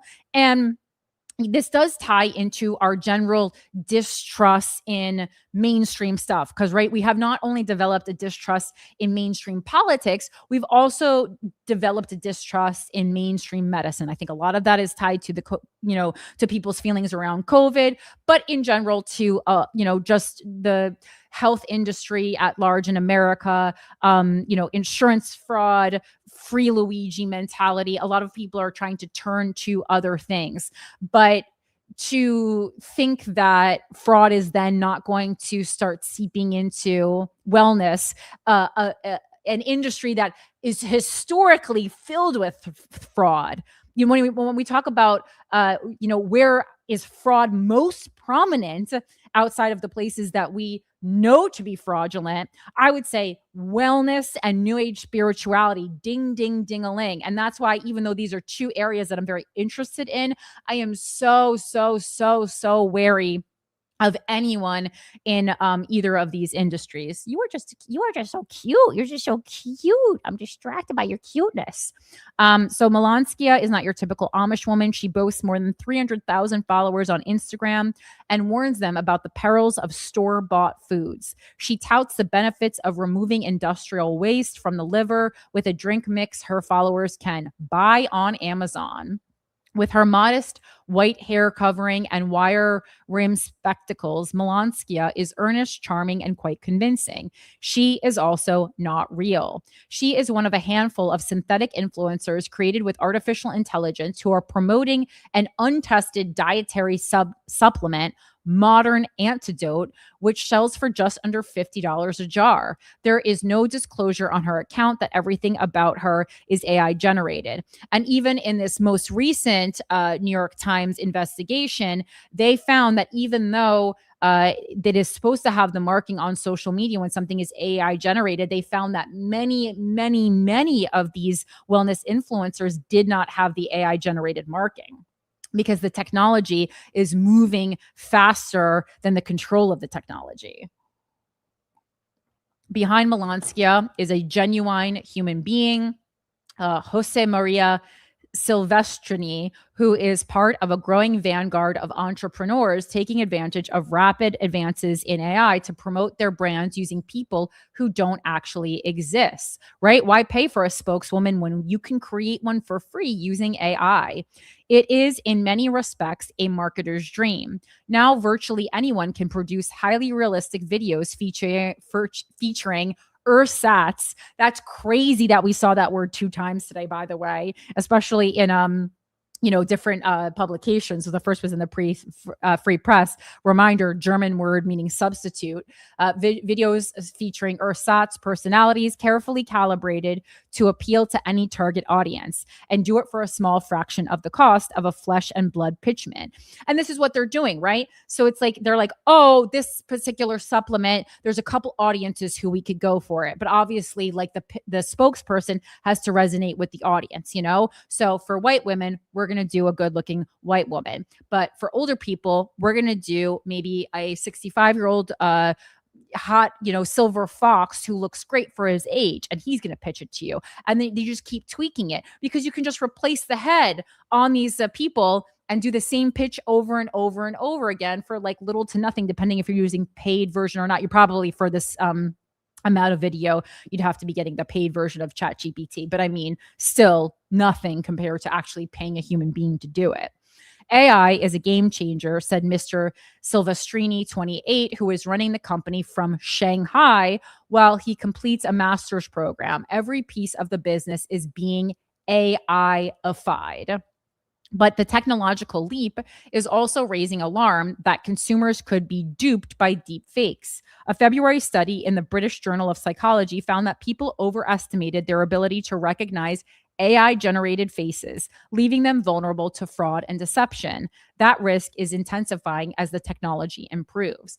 I would say, people all know about the fingers and stuff. I would say in all these AI-generated wellness ads that I took in today, I would say there's a shininess in the eyes that doesn't exist in regular people. That being said, I also edit a lot of clips for my podcast. And one thing I do, I don't use AI. I just use like the little manual editing software to do it. But I also add a tiny bit of shine to the eyes because it just does, as a viewer, it makes you want to engage more when there's a shininess in the eyes and they're not matte. So it's not a foolproof because I'm not AI in the videos that I'm, showing you, but there was a shininess in the eyes of the AI spokespeople that does not exist in real people. While AI once had obvious giveaways like hands with extra fingers, the newest videos look confoundingly authentic, and often viewers are not told otherwise. In videos, Melanskia visits what appears to be a fully stocked Costco store, milks cows, and bakes bread. I will say I saw one that took place in a Costco parking lot that looked alarmingly real. Her wrinkles look realistic, shadows fall where they should. I thought Amish weren't allowed to use electricity, one confused Instagram user commented. Timothy Caulfield, research director at the Health Law Institute at the University of Alberta, said the use of AI had grown in the wellness space, a crowded but lucrative market where consumers rely on perceptions of authenticity and identity to make buying decisions. One Instagram account with 125,000 followers, run by a self-described hustler in Miami, features an AI-generated Buddhist monk with an English accent who says he lives in Tibet promoting fiber supplements and soursop bitters. That content, too, is not labeled as being AI generated. And I would say for the Amish, I mean, we've seen Amish people on television shows, as well. I think if other people are behind the camera, like they can appear on social media and then they can appear on TV, and please correct me if I'm wrong, they just themselves cannot use it, I believe. But I mean, I'm sure everyone is, every religion tweaks things to what they need, really. With AI, Mr. Caulfield said, brands can experiment inexpensively with a huge variety of avatars until one works. It is so tremendously efficient, he said. You can curate an image that perfectly fits the vibe you're trying to produce. Multiple states have passed laws requiring disclosure of AI content, including one in California that requires AI companies to watermark it, and another that demands social media companies detect and label it. In December, Governor Kathy Hochul of New York signed the nation's first legislation explicitly requiring the disclosure of synthetic performers in advertisements. Again, she just halted data centers for a while in New York. So she's actually really kind of on the cutting edge when it comes to AI legislation in many ways.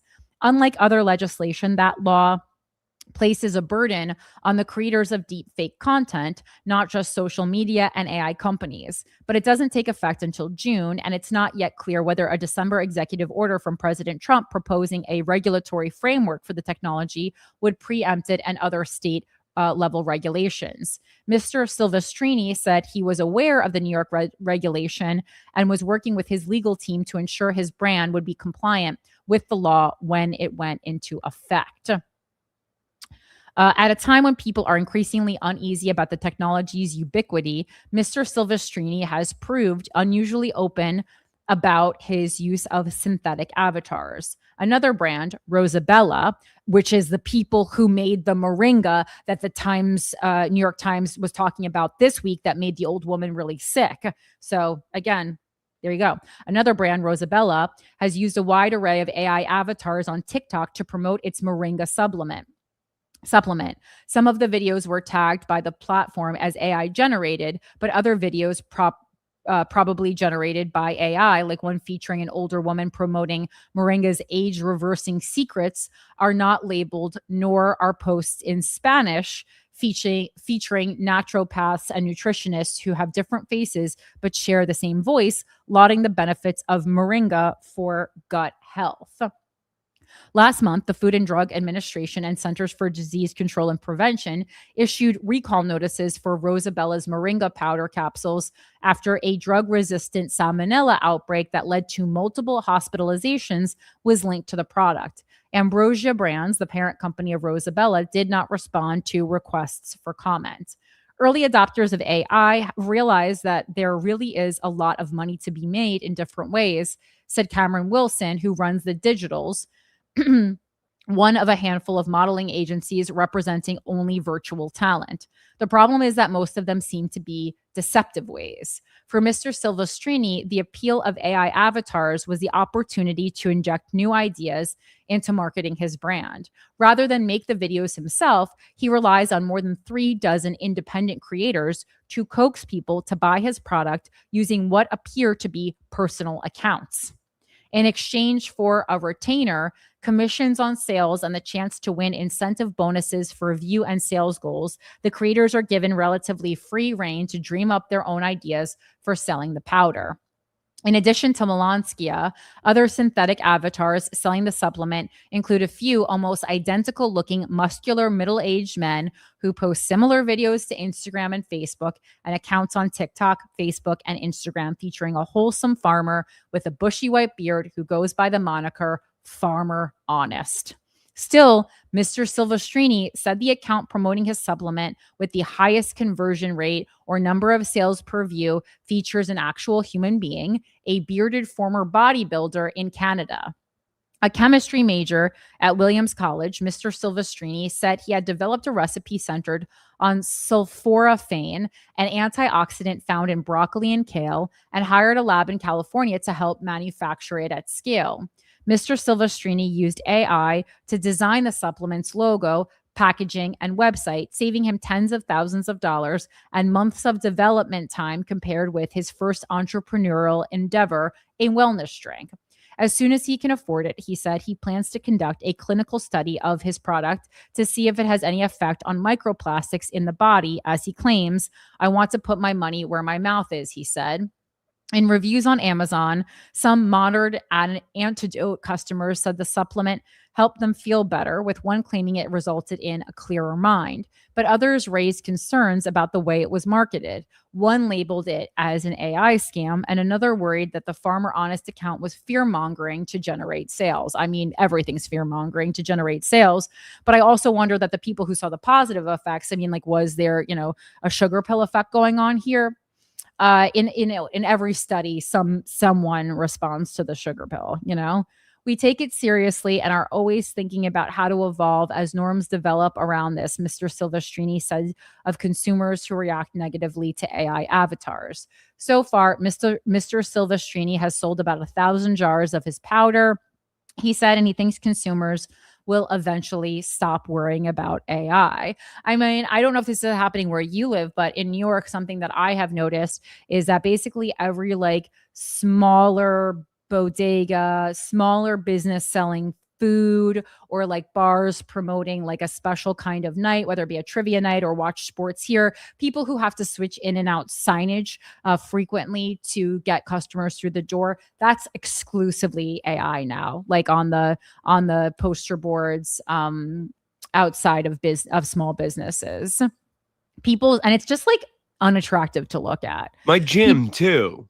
My gym gym keeps doing challenges every month. It's kettlebell challenge or this challenge, that challenge. And I've noticed it's all the same nonsense AI. You can really tell when something was built by AI, to the point now where I do prompts for things make this not look like AI generated. Right. It's very much an eyesore, and it's hard. It's especially for a place that has a lot of great art and has a lot of great artists like New York. It's just it sticks out like a sore thumb. I saw so many World Cup FIFA things generated by AI, and I was just this looks gnarly. But at the same time, it's I know firsthand what the overhead looks like at running a small business. It's fucking insane.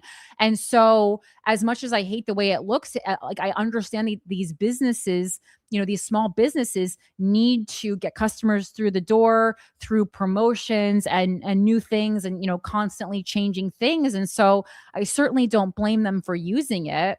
Yeah, it's hard because it's AI is run by capitalist pigs basically, but it's also giving resources to small businesses to compete with corporations on some levels. So I'm kind of torn about it. People's unease about it, I think, will fade more and more away. He said very soon it's going to just become so commonplace that it's just more content. Oh, my favorite word, content, really what life is all about. And just to kind of close out this segment, because it just, again, it's something that I'm so invested in and just see such intelligent people getting tricked by all the time, especially women, is there's also this article that I found from The Guardian, again, over a year old. It's from January 2025, January 8th, 2025. But there's an article from The Guardian that says, are you falling for wellness misinformation online? Here's how to tell. Social media is rife with alarming advice and warnings. Experts share red flags to avoid. Okay. So wellness advice abounds on social media. Warnings about toxic foods, assertions that parasites are driving your sugar cravings, or claims about solving the root cause of bodily complaints with unproven remedies. Wellness woo appears in many domains like nutrition, dermatology, parenting, and psychology, says Dr. Jonathan Stee, clinical psychologist and author of a new book about mental health misinformation. Oh, don't even get me started on mental health and misinformation. Mind the Science. Common themes include distrust in mainstream medicine, the flawed belief that natural is always best, and an over-reliance on anecdotal evidence. For instance, I believe smearing beef tallow on my face cured my acne, so it will also cure yours. While some health myths are harmless, think okra water, the cumulative effect of bad advice flourishing online poses real risks to our well-being and scientific literacy. A MyFitnessPal survey found that 80% of millennial and Gen Z TikTok users get at least some health advice from social media, even though only about 2% of it aligns with public health guidelines. Whew, bad numbers. It's not just influencers fueling the problem. Debunked misinformation about vaccines and fluoride are now echoed by figures like RFK Jr., poised for positions of federal health authority. Fun to read this and knowing what we're living in. Here's what experts say about how to avoid health and wellness misinformation online. Number one, we talk about this a lot on this show, assess a source's credibility. Even though those of us who are trained and have had experience distinguishing between misinformation and actual information can fall for disinformation, says Irfana Zakur Hussain, a researcher at the University of Waterloo who helped create UB misinformation analysis system, a system to track misinformation on social media, doing the Lord's work. To ensure what you're seeing is true, start with verifying the content creator's credentials. Just because someone lists letters after their name, love that, doesn't automatically make them credible, says Danielle Shine, a registered dietitian and PhD candidate researching nutrition misinformation on social media. It's actually so funny to say just because someone has letters behind their name doesn't make them reliable, and then to list the letters behind her name. But, irony, baby. Unfortunately, there are many non-credible nutrition and health-related certifications that can be, and that's another thing. Just because someone says, I am this certified, look up what the certificate, and again, I know this is time-consuming, but it's your fucking life we're talking about here. One of my favorite things is when someone says, well, they're blah, blah, blah certified. And it's like a certification you've never fucking heard of before. Look up the certification. Look who put together the certification.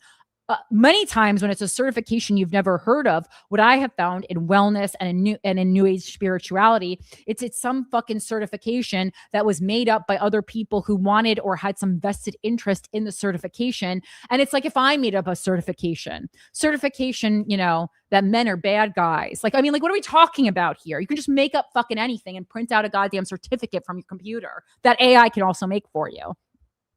So, this gets me hot, guys. This and not in the good way. Unfortunately, there are many non-credible nutrition and health-related certifications that can be obtained via questionable online courses. Says Shine, unlike the title registered dietitian, which implies specialized education, training, certification, and licensure, the term nutritionist isn't legally regulated in the UK and most US states. That means anyone can use it regardless of their qualifications or expertise. certifications like FNTP, Functional Nutrition Therapy Practitioner, NTP, Nutritional Therapy Practitioner, or CFNC, Certified Functional Nutrition Counselor, may give the impression of expertise, says Shine, but lack the validation and credibility associated with degree-based credentials. Conversely, degree-related letters such as B for bachelor's, M for master's, and PhD for advanced research training and expertise in a specific relevant area of study are signs of basic credibility. Look for sources with degree-based education from universities accredited, like not the University of, Phoenix Online, from universities accredited by recognized bodies like the Liaison Committee on Medical Education for Medical Schools. Medical doctors creating online content with cited sources are generally reliable, especially regarding their specific specialization, like endocrinologists for hormone-related conditions, psychologists for mental health, gastroenterologists for digestive health, and OBGYNs for information related to women's health. Several experts engage in the labor-intensive and somewhat thankless process of debunking misinformation on social media, including Shine, Dr. Andrea Love, Timothy Caulfield, Dr. Katie Suleta, and Dr. Jen Gunter, who I think I know Jen Gunter. I believe she was on GWF, if not associated with someone, but I know Dr. Jen Gunter and her work quite well. Been following Jen Gunter's work for like 10 years, I think. However, even qualified professionals may unethically spread pseudoscience for fame, influence, and you guessed it, financial gain. It's never a bad idea to follow the SIFT method. Number 1, slow down. 2, investigate claims. 3, find supporting research using reliable sites like PubMed. And 4, trace claims back to their original context. And again, I know this feels like a lot of work, but you really can do it in like 5 minutes, and you can pretty quickly figure out what's going on. And sorry, now we just lost focus because I moved, but what the fuck? All right. Wait, I'm out of focus on your thing too, right? Michael, I lost you.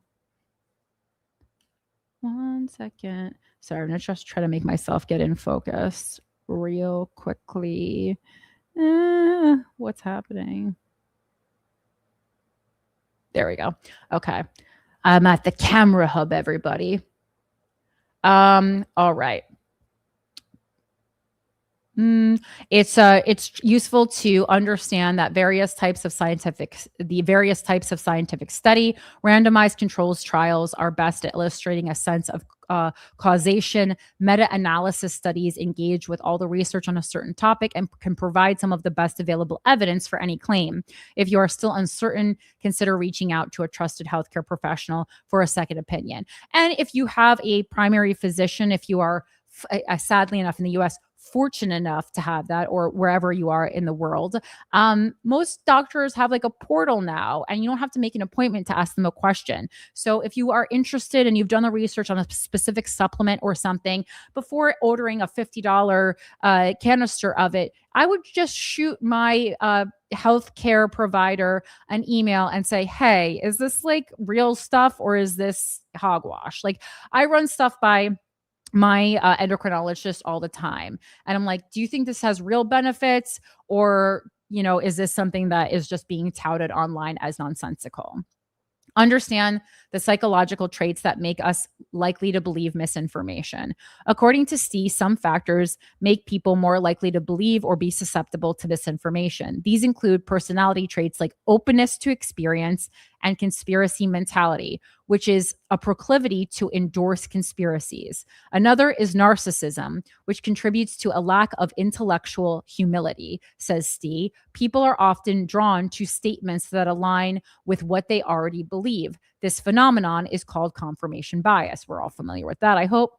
It's really rare for health misinformation not to contain a grain of truth, says Dr. Michelle Wong, a Sydney-based chemistry PhD and full-time skincare science educator who debunks misinformation online. Health misinformation is often oversimplified to satisfying absolutes and quick, easy solutions. Such statements leave out complexities and nuances like the size and rigor of a study or whether an issue only applies to certain populations. Oversimplified claims hook us by exploiting our psychology and layperson's understanding of science, triggering our instinct to protect ourselves and others, Wong explains. If we see something shocking and scary, our first instinct is to share it with family and friends to keep them safe. As a result, falsehoods spread easily, going viral and creating opportunities for repeated exposure that further reinforce our sense of their veracity. It's easy to trust pseudoscientific claims shared by influencers with whom we've developed parasocial trust, especially via video formats like TikTok and Instagram Reels. And I do want to point this out, just because so many people on Instagram and TikTok are based in LA, which is like the home of wellness nonsense. And I see so many like comedians and influencers and stuff who I love just talking about stuff. And I'm like, and sharing products. And I'm like, where are you getting this from? Where are you getting this from? Humans are social creatures, notes Wong. We just tend to trust people who seem to have our best interests at heart. And again, it doesn't mean that if someone's sharing this, that they have some kind of, deep, financial investment in what they could genuinely have been tricked themselves into buying nonsense. But please, please, please don't continue it by sharing it without doing your due diligence first. If you're worried your algorithm is showing you too much nonsense, reset your TikTok or Instagram recommendations. Assess influencers' purposes when it comes to sharing information. Some influencers share misinformation out of a genuine, if misguided, belief that it's true, like I was just talking about. Others profit from ad partnerships or sales of related products. So many times now someone will be starting something and, the minute I'm like, this is an ad, I just, scroll down, look in the caption, and I'm like, it'll say hashtag ad, or they'll have added some other company. And immediately I'm not interested because I can't trust this information anymore because it's paid. If an influencer's income depends on sales, that might not always mean their advice is incorrect, but they are probably biased. Notice when influencers are selling non-evidence-based products like books endorsing restrictive diet or supplements that lack safety and efficacy testing. If a research study is quoted, check that it is legitimate and really relates to the specific product rather than just some of its elements. Employ critical thinking when an influencer makes unfounded claims about large-scale secret conspiracies. Politically motivated conspiracy theories that sow distrust in public institutions and governments and hospitals might be the most insidious type of health information, says Zakir Hussain. Public health has undeniably been undermined by corporate how do you say that word again? Malfeasance. Malfeasance. I was like, I've said it thousands of times on the show and I still can't pronounce it. Malfeasance, mismanagement, and underfunding. Systemic issues like profit-driven negligence and regulatory failures deserve critique.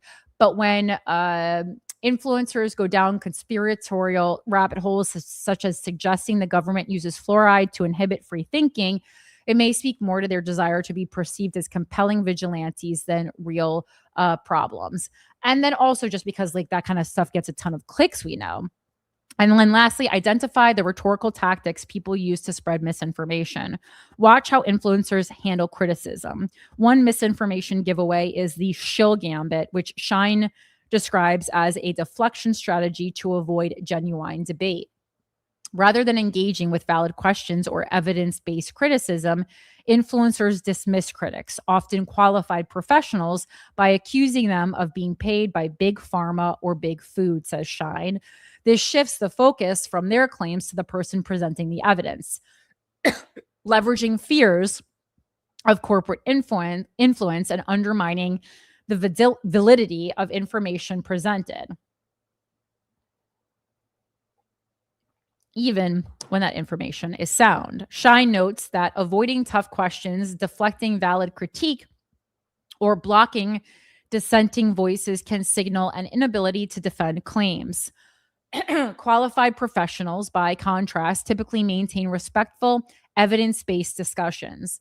Other tactics include manipulative emotional appeals, often about threats to children or babies, offering one-size-fits-all health hacks and insisting that illnesses have one root cause when most chronic diseases are caused by an interplay of multiple factors like genetics, lifestyle, environment, and other social determinants. Misinformation is rife and often appealing, but we are all capable of spotting false wellness claims by maintaining a skeptical, science-based perspective as we scroll. If you see something that is very alarming or sensational, or I'm going to add too good to be true, usually it really only takes a quick Google search to see if it's true, says Zakir Hussain. All right, so that ends our wellness segment, but I thought that was just so related to everything that we do on this show. It's so interesting how like this capitalism and wellness scamming is immediately tied to our distrust in politics. And again, you know, as usual, we're paying the price and other people are making a ton of money by lying to us. All right, let's move on to our co-main story. We've been hinting at it for weeks now.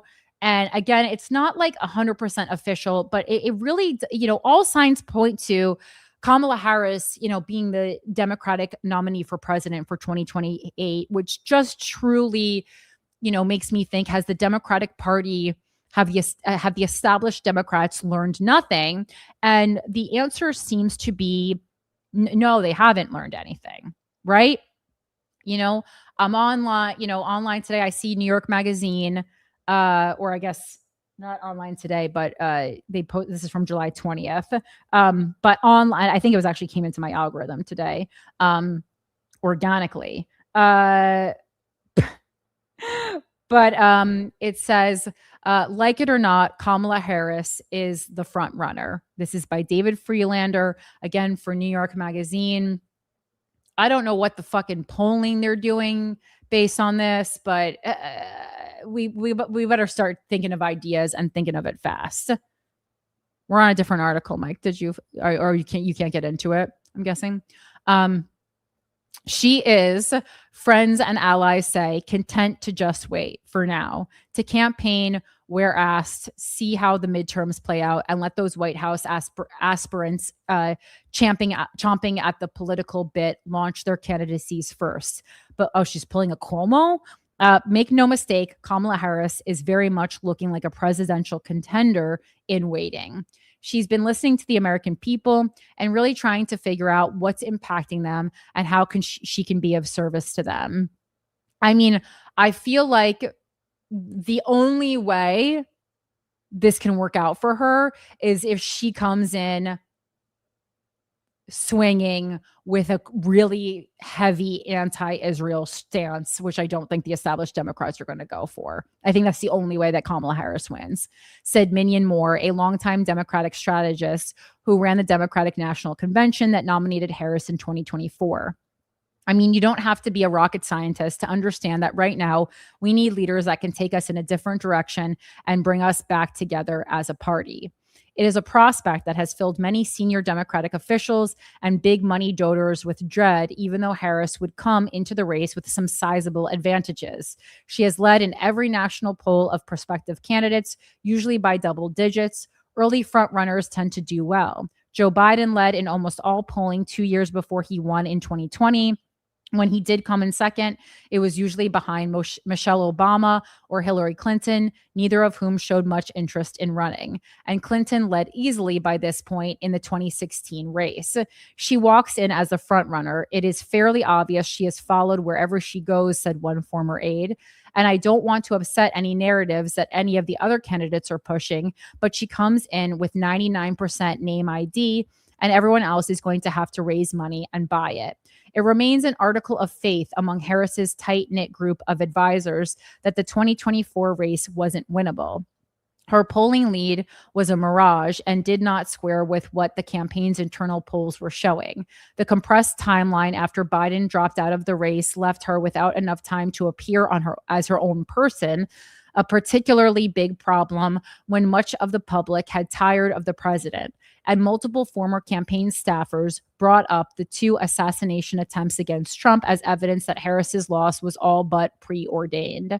Harris has been doing some repair work. The former vice president reportedly reached out to the New York City mayor, Zohran Mamdani, and has been meeting with activists from the uncommitted movement. That could also play into why he was unwilling to say that he would endorse AOC if he's already in cahoots with Kamala Harris, which I would think that would be Zohran endorsing Kamala would be a very interesting move that I think that most of the DSA would not be happy with, but I don't think that's happening again, unless she concocts some crazy anti-Israel, meaning crazy, meaning not that it is crazy, meaning that it is like vastly different from what she ran with previously, basically like a big change in her stance on Israel. Which urged Democrats to leave their primary ballots blank in 2024 in protest of the war in Gaza. The meetings come as support for Israel has cratered among Democrats, and a number of pro-Palestine candidates have won competitive primaries where Middle East policy was front and center. She is looking for where the wave is going and is determined to ride it. I guess that's a nice way of saying she'll do literally whatever to become the first female president, said one supporter who had recently spoken with her and came away convinced that Harris is running in 2028. Her mindset is that I should have won and I am going to do it my way because my way would have won. And this is, exactly the kind of thought process we want from a president. And it was all these consultants that were telling me to take this position or that position, and it was their fault. And I agree with that to a certain extent, because I think one of my major takeaways from my campaign was that because I was so new, I felt like I almost had to really listen to advisors, I felt like, to take it seriously and to treat people's money with the seriousness that it should be treated. But, just because someone has experience, doing something doesn't mean that they have good experience doing something. And I really, if I run again, I'm just going hard, doing not that I didn't do everything that I wanted to do, but I feel like some places I was tamed, that I don't think it was necessary to tame me, right? But there was this line that I was towing because I was also pushing it, against people, all the people who were for a large portion unsure if it was some fucking bitter publicity stunt that I was doing, which no, obviously not. The conventional wisdom holds that Harris was hurt in 2024 by the Trump administration's they-them ad about her support for taxpayer-funded gender affirmation surgery for prisoners, and we know that to be true. That ad did hurt her. Former campaign staffers disagree. I don't disagree, and point to the advanced Republican field operation, in part funded by Elon Musk, as the more decisive factor. Possibly more decisive, but that they-them ad did not help.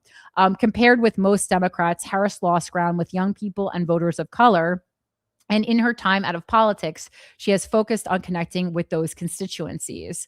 Her book tour has taken her to college towns and majority Black cities in the South, like New Orleans and Jackson, Mississippi. She has fundraised for state parties in Nevada, Georgia, and North and South Carolina, states where voters of color dominate the primary electorate. The conventional, again, only when we need votes are we talking to the people of color constituents. Love to see it. Not. The conventional wisdom has also held that any 2028 contender, especially any who worked at a senior level of the government, will have to explain that they knew of Biden's mental decline, and when they knew it, Harris aides now doubt that this will play much of a role in the upcoming primary contest, though not when Trump is running roughshod over much of what Democrats hold dear. People are looking forward, said Laura Talerski, a New Hampshire state representative who has not endorsed Harris, but did meet with her earlier this year. I don't think she's bogged down in yesterday. Look how quickly voters forgot about Trump's first term, added another Democratic official. People have short attention spans and short memories, and for all criticisms that could be directed at Biden today, who knows what they think 12 or 16 months from now. However, any contest with Harris in it could get messy regardless. Voters of color and women are the backbone of the Democratic Party. Harris is both. on top of being the former vice president and polling leader.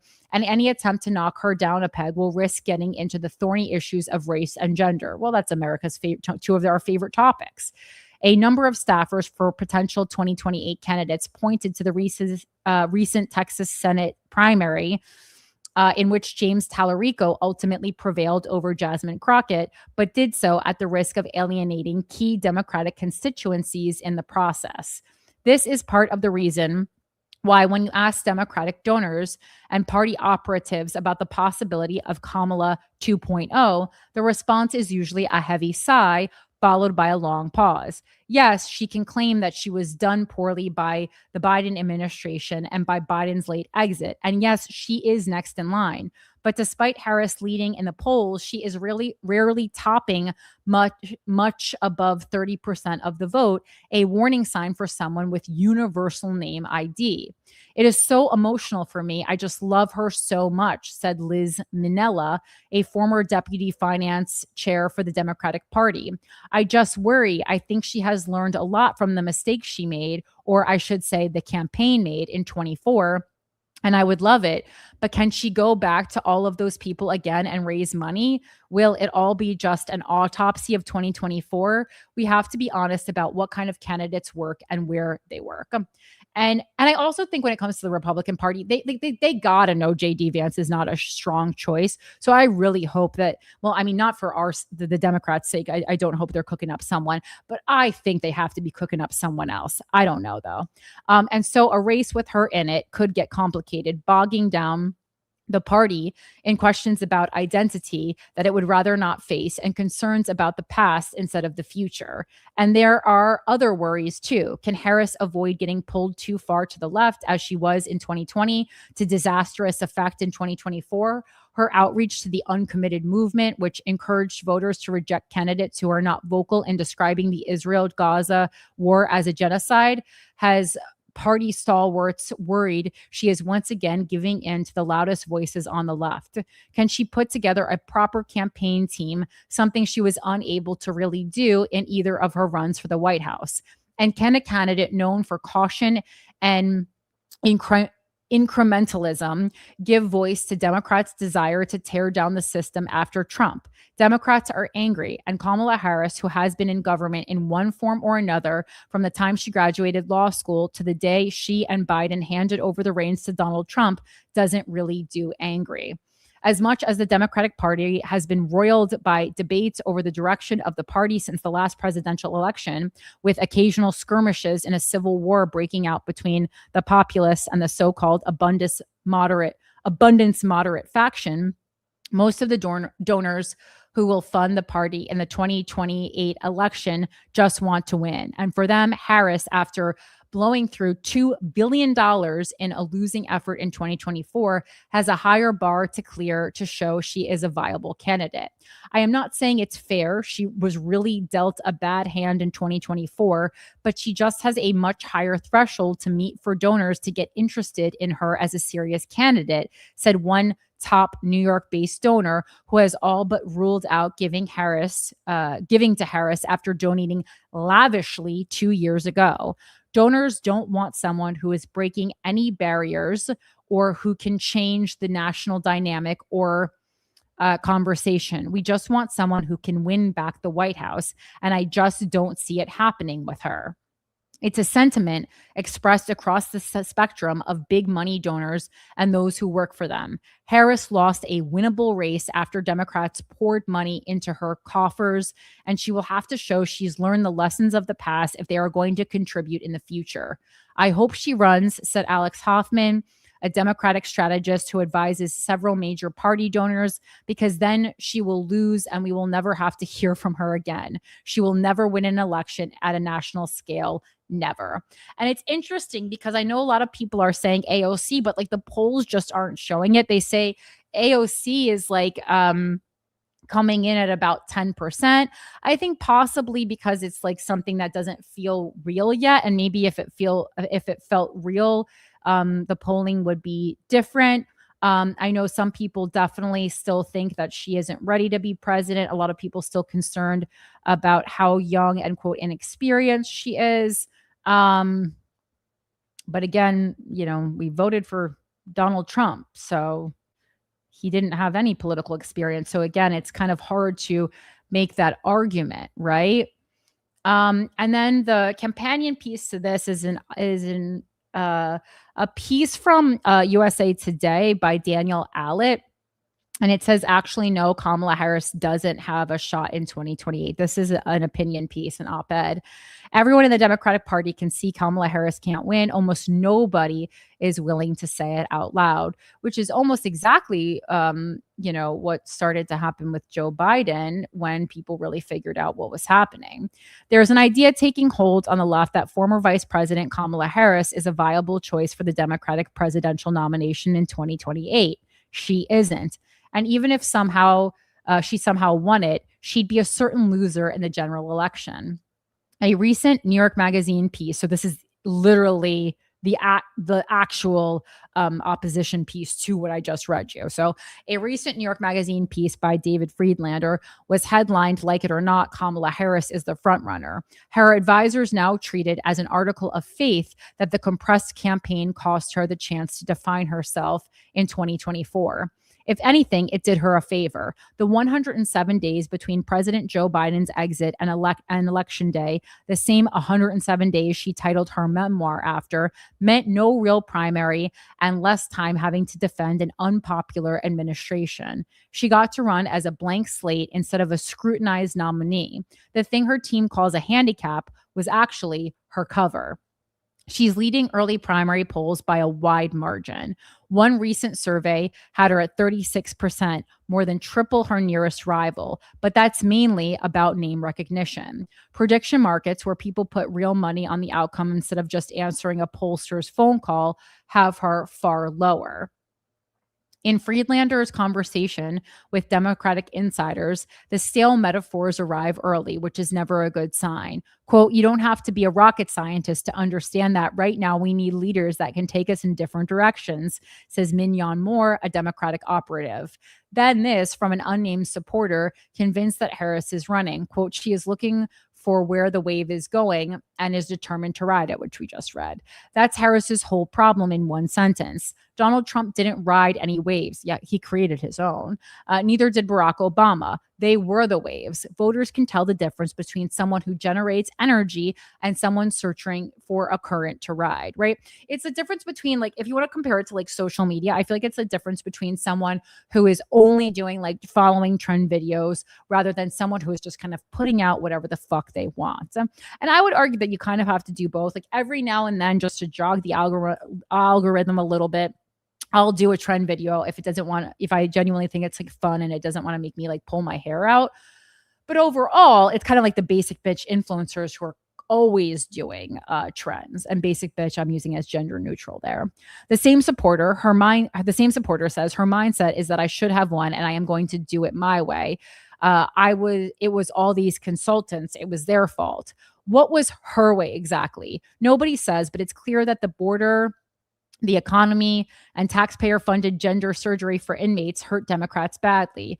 And Harris doubling down on all of it, even as the race slipped away, hurt her specifically. Her former staffers blame the money and the ground game instead. Of course they do. People are looking forward, says Laura Tulursky, a New Hampshire state rep who's met Harris but hasn't endorsed her. I don't think she's bogged down from yesterday. So again, same quote from the other one. Look how quickly voters forgot about Trump's first term. Says as an unnamed Democratic official. In other words, they're betting Americans forget how the Biden-Harris years actually went. But voters didn't return to Trump because they forgot who he was. They went back because they remembered the economy was better and the border was under control. Harris's fascist dictatorship routine didn't square with people's memories of a Trump term that had, in fact, been just fine. One anonymous former aide bragged that Harris comes in with 99% name ID and everyone else is going to have to raise money and buy it.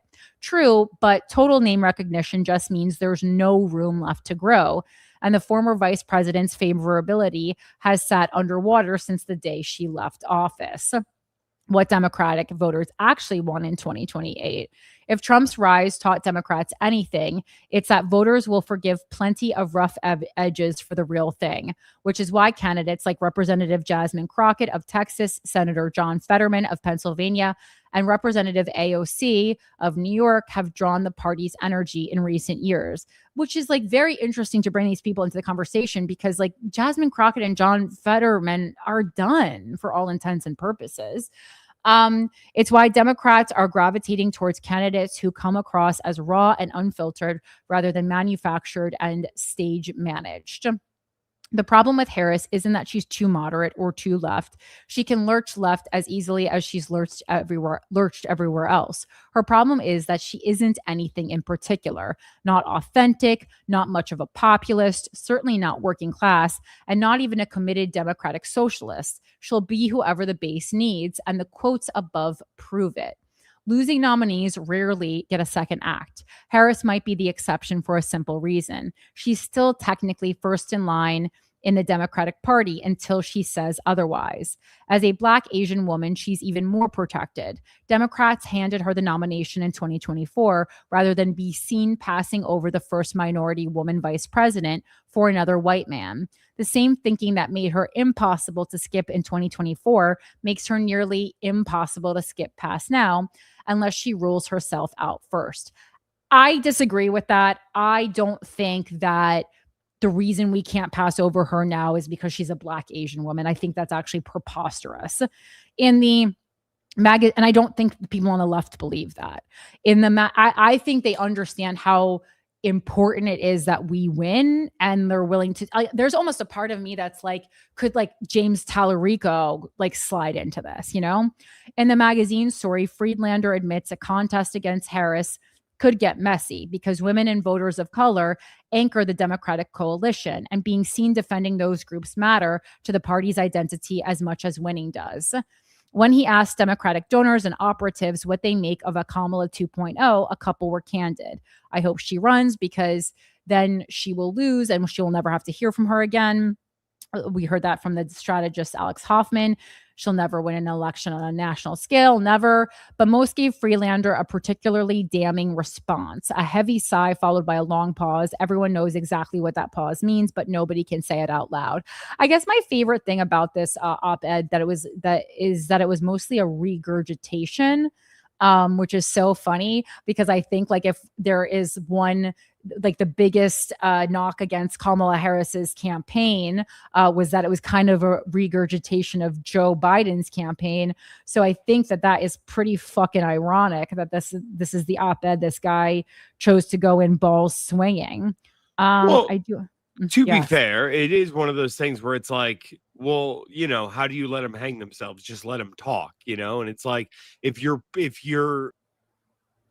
cherry picking like little things in this article where like, you know, like I think that's a really good point. For every single person that they talked to went, yeah, I mean, I guess. Right. But if you're writing an op-ed, like I need more than just regurgitation of the New York Magazine article. I need a little bit more about like, I just need a little bit more about why not. And if not, and it like, if not her, then pitch me someone fucking else. I just thought it was not a great op-ed.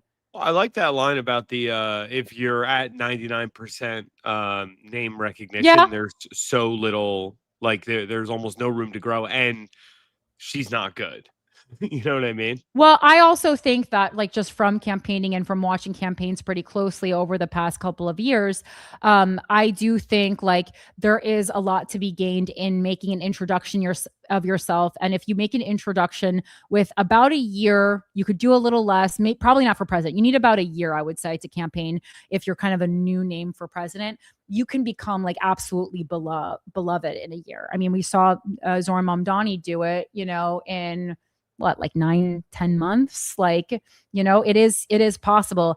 And I do agree that I think there's some problem in being fully known already, right? Because like, even if we introduce like a good thing that we didn't already know, you're like, did you just make that up? Because like, why wouldn't we have known that previously about you? And just so you know, just so everyone knows, Daniel Allett is a USA Today's conservative opinion editor. So And they want to make it clear our journalists adhere to the USA Today Network principles of ethical conduct for newsrooms. All right. Moving on to Girl, just want to go over a couple of things. At the end of the show, obviously still extremely invested in this Nolan Wells case, right? The results of the preliminary autopsy, which is not the one that was funded by the state. It was the independent one funded by his family. And I think like Colin Kaepernick, perhaps as well. This one came in and it's like pretty inconclusive. That being said, if it was pure drowning, seems like it would be pretty conclusive. Methinks. This is actually from the New York Post, and it says Nolan Wells' preliminary autopsy results reveal 7 unanswered questions after teen vanished on trip with friends by Alex Diaz and Anthony Blair. The independent autopsy of Nolan Wells is sparking even more questions after the preliminary findings were released today. Though the NAACP had conceded that the teen's tragic death may have been an accident. Wells's parents had flown their 18-year-old son's body over 800 miles to Washington, D.C. for an independent autopsy following an initial post-mortem in Mississippi, where he was last seen alive during a 4th of July trip to Horn Island with friends. And again, speaking of misinformation online, just be very careful what you intake about this. There's a lot of misinformation online because it's, a hot button topic.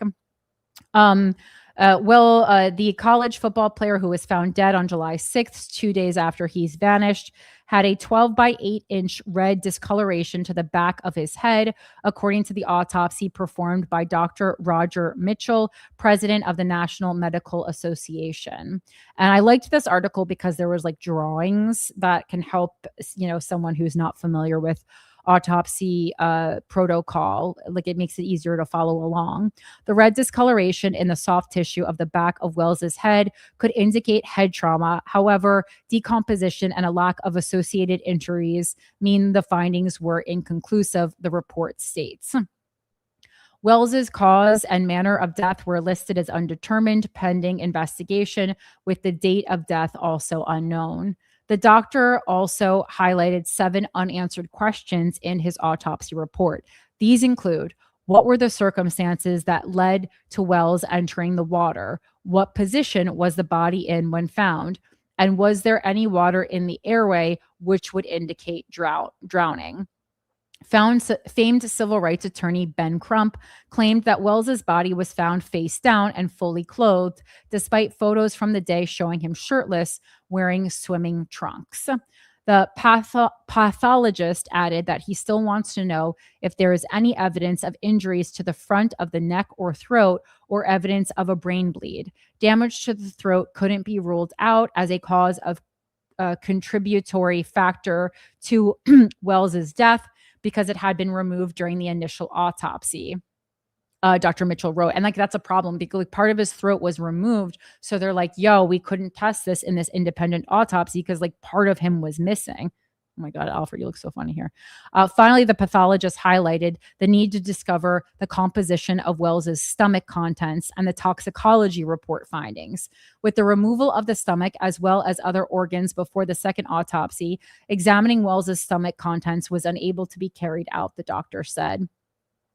Despite the unanswered questions, the NAACP conceded that it couldn't rule out that Wells's death may have been an accident. If it was truly an accident, then the families will have the necessary answers that any family deserves in this situation, NAACP President Derek Johnson said while kicking off the press conference. And while, an accident would be less interesting, in quotes, truly it's what I'm hoping for. We don't want this to be that he got in a fight. We don't want that they got in a fight and one of his friends killed him either purposefully or by, and when I say accident, I mean accidental drowning.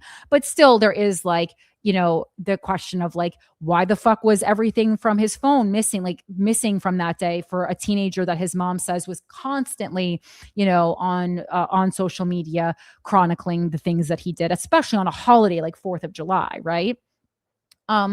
If it was truly an act, let's see. Police have said nothing points to foul play. Well, of course they do, at least yet, and they suspect Wells likely drowned after his friends left the island without him.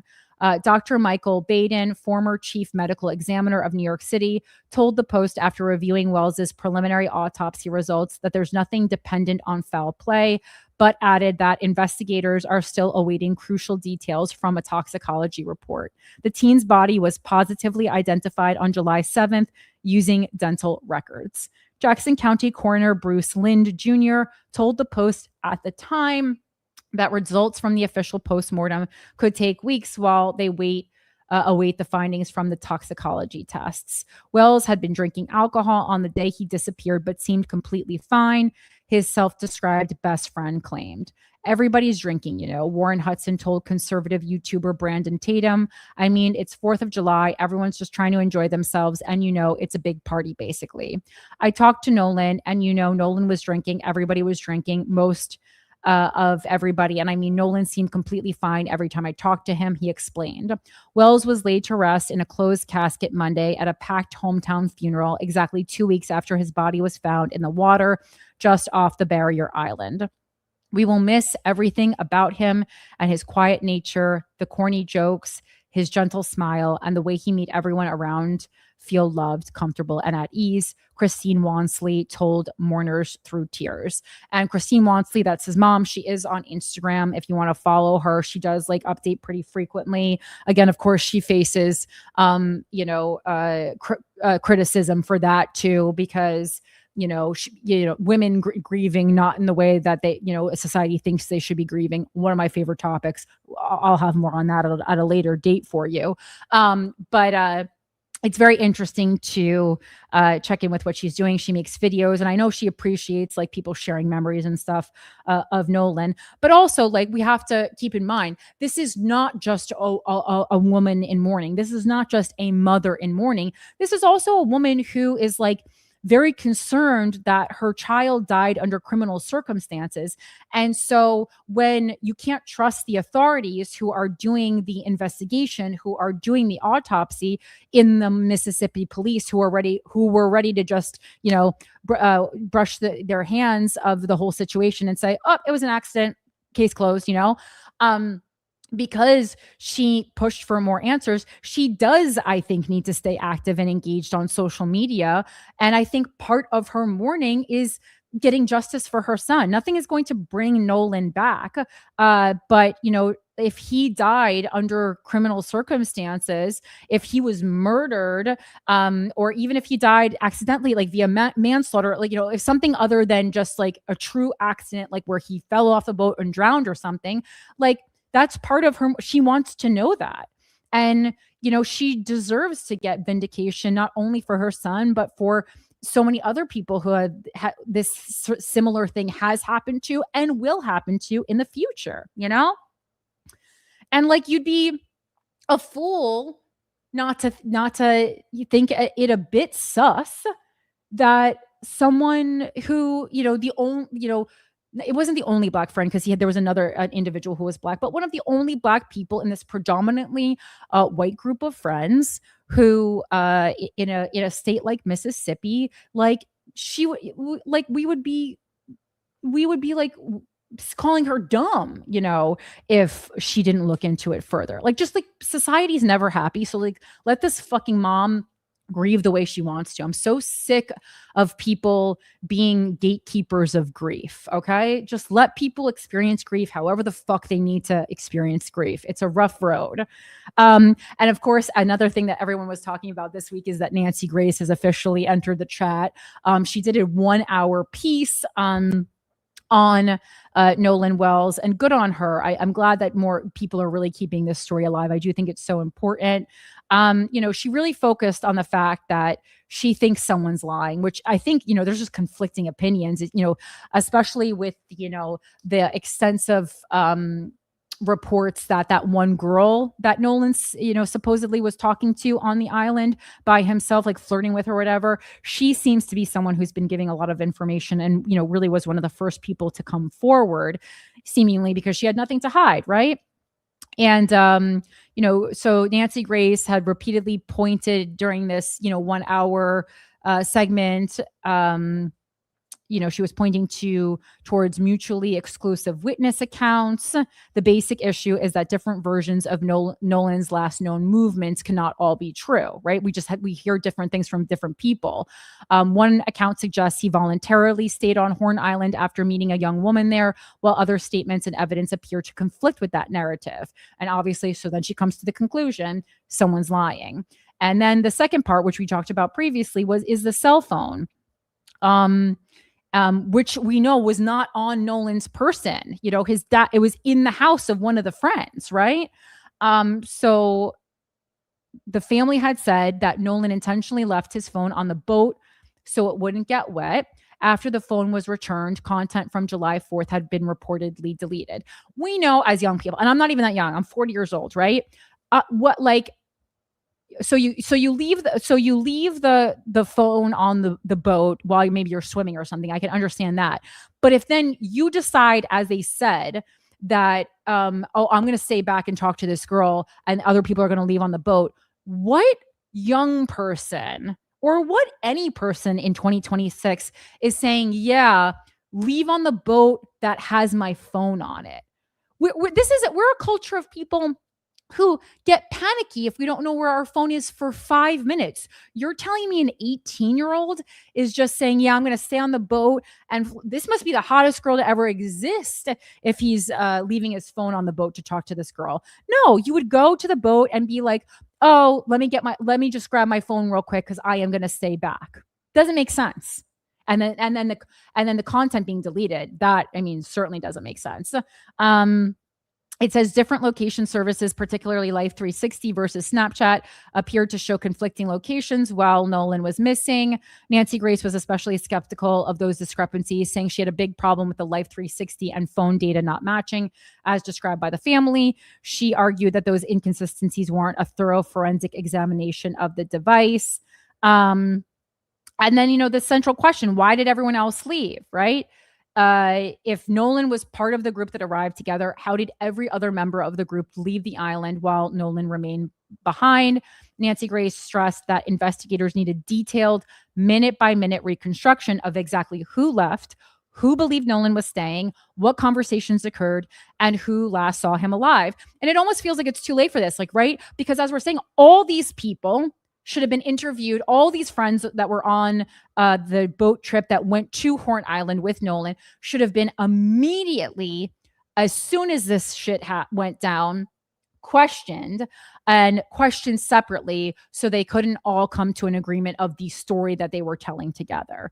And then there was the mystery girl, that the young woman that he met on Horn Island,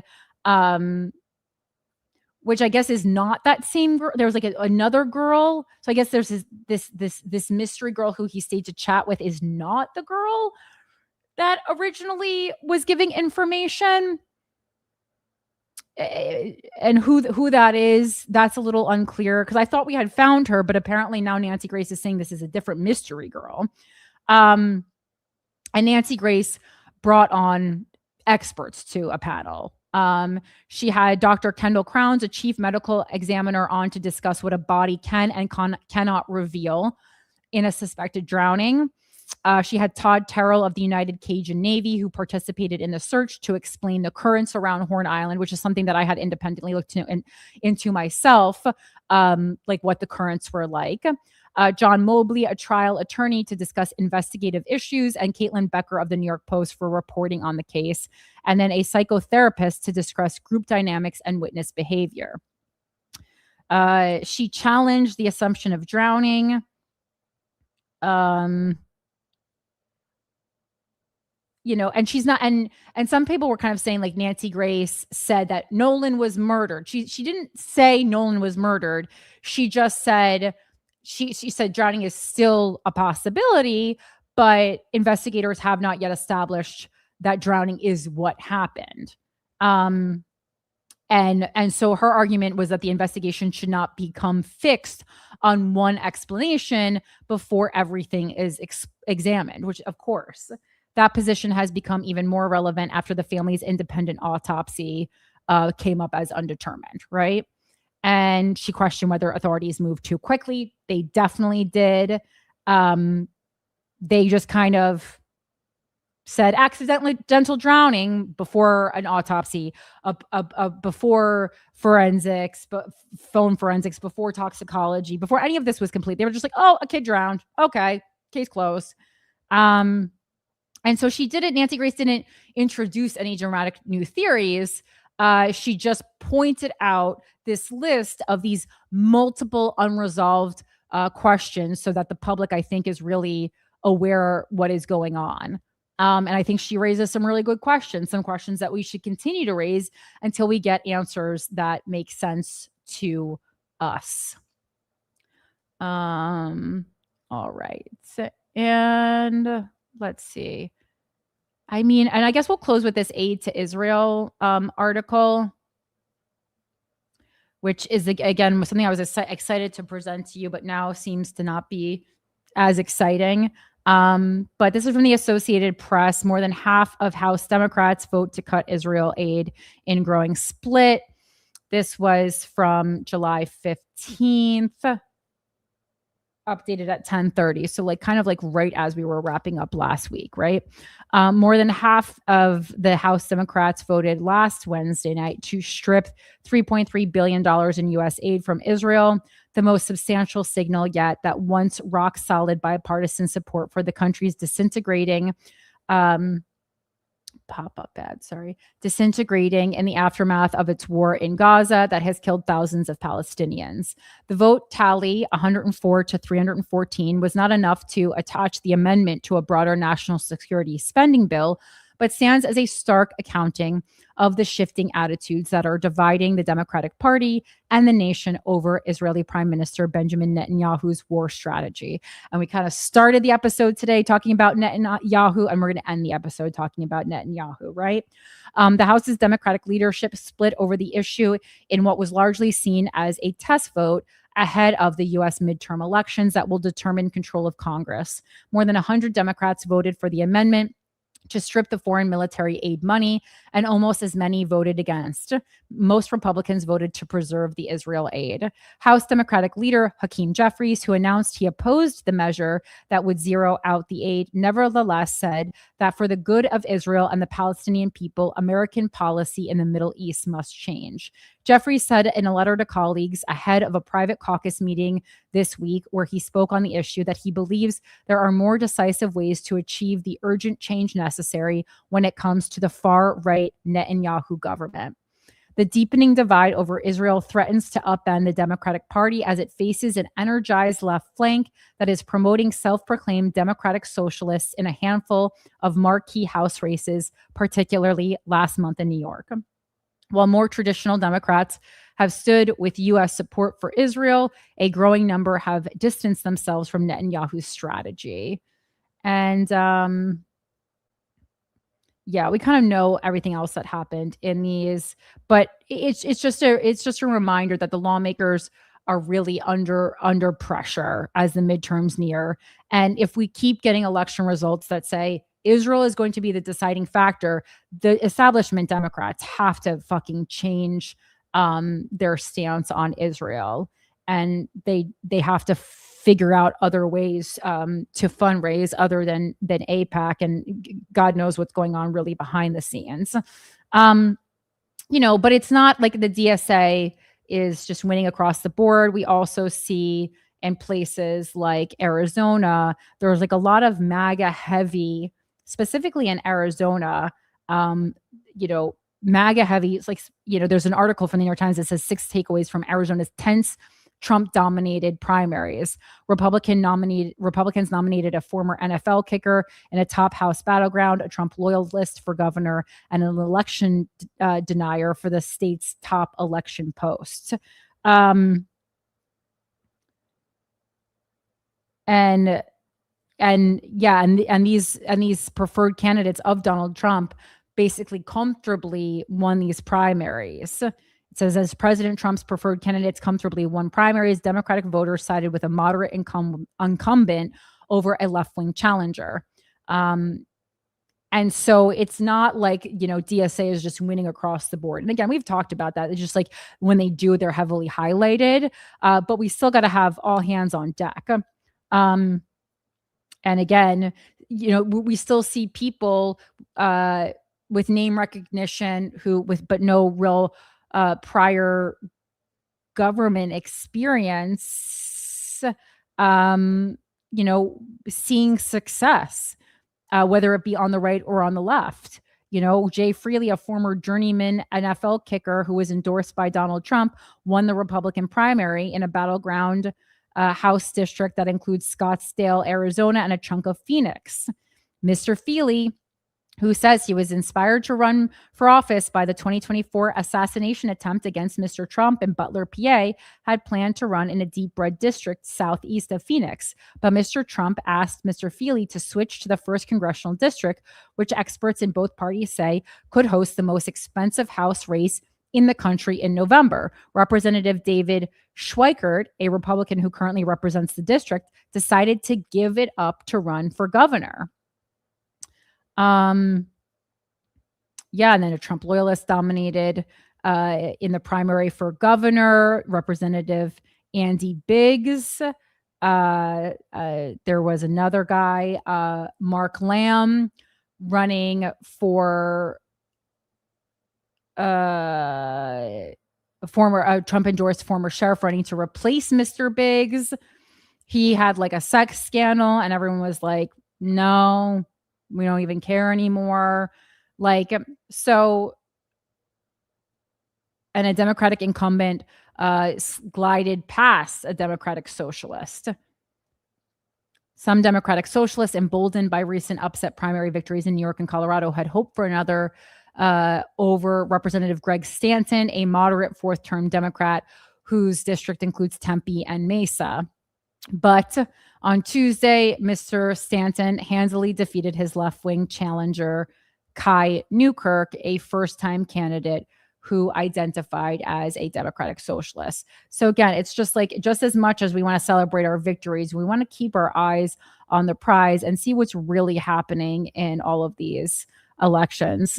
It's interesting. Kai Newkirk actually doesn't fit the bill of who the DSA usually puts forward. He's a white guy. And what's his age? He looks youngish. He looks young enough. He's 45. Okay. So he's a little older than people we've been seeing win. And he's not, and he's white, which is a little bit different than the DSA has really seen success with. And again, just in a country obsessed with identity politics, I do think it is important to point these things out because they have to do with the strategy. All right. So all eyes on that. Again, a lot of primaries still coming up in early August. We'll be taking a look at those. We'll hear lots of campaigning. We'll see lots of campaigning. Anything interesting happening in your area, please give me and send me an email, withoutacountrypodcast@gmail.com. And I do ask if you send me an article. Some people just forward me articles. Tell me, don't just forward me 1,000 articles because I see the same articles you say. I have the same subscriptions you say. I'm subscribed to the New York Times and the Washington Post. I get all these articles. Say why you think this is like a Without a Country article. Like, what is the part of it that stood out? What's the part that you want to be discussed on the show? Something like that. Like a little bit like that. That's just forwarding me articles is overwhelming and not helpful because I see those same things and I can do that research myself.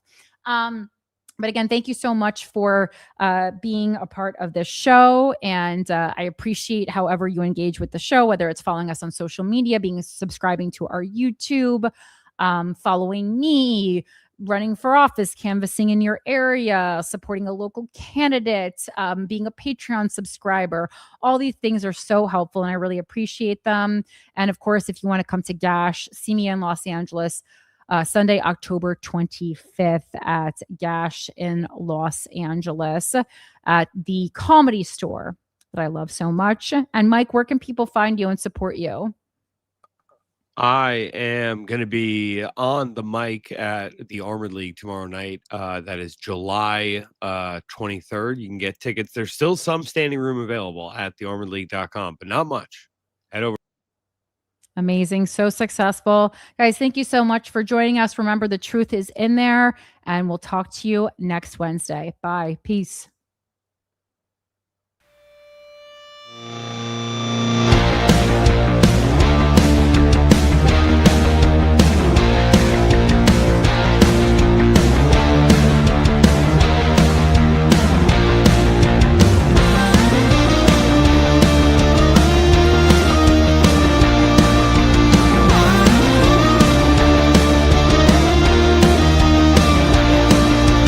Running from the man, yeah, the madman's coming, yeah, the man's gunning for me tonight.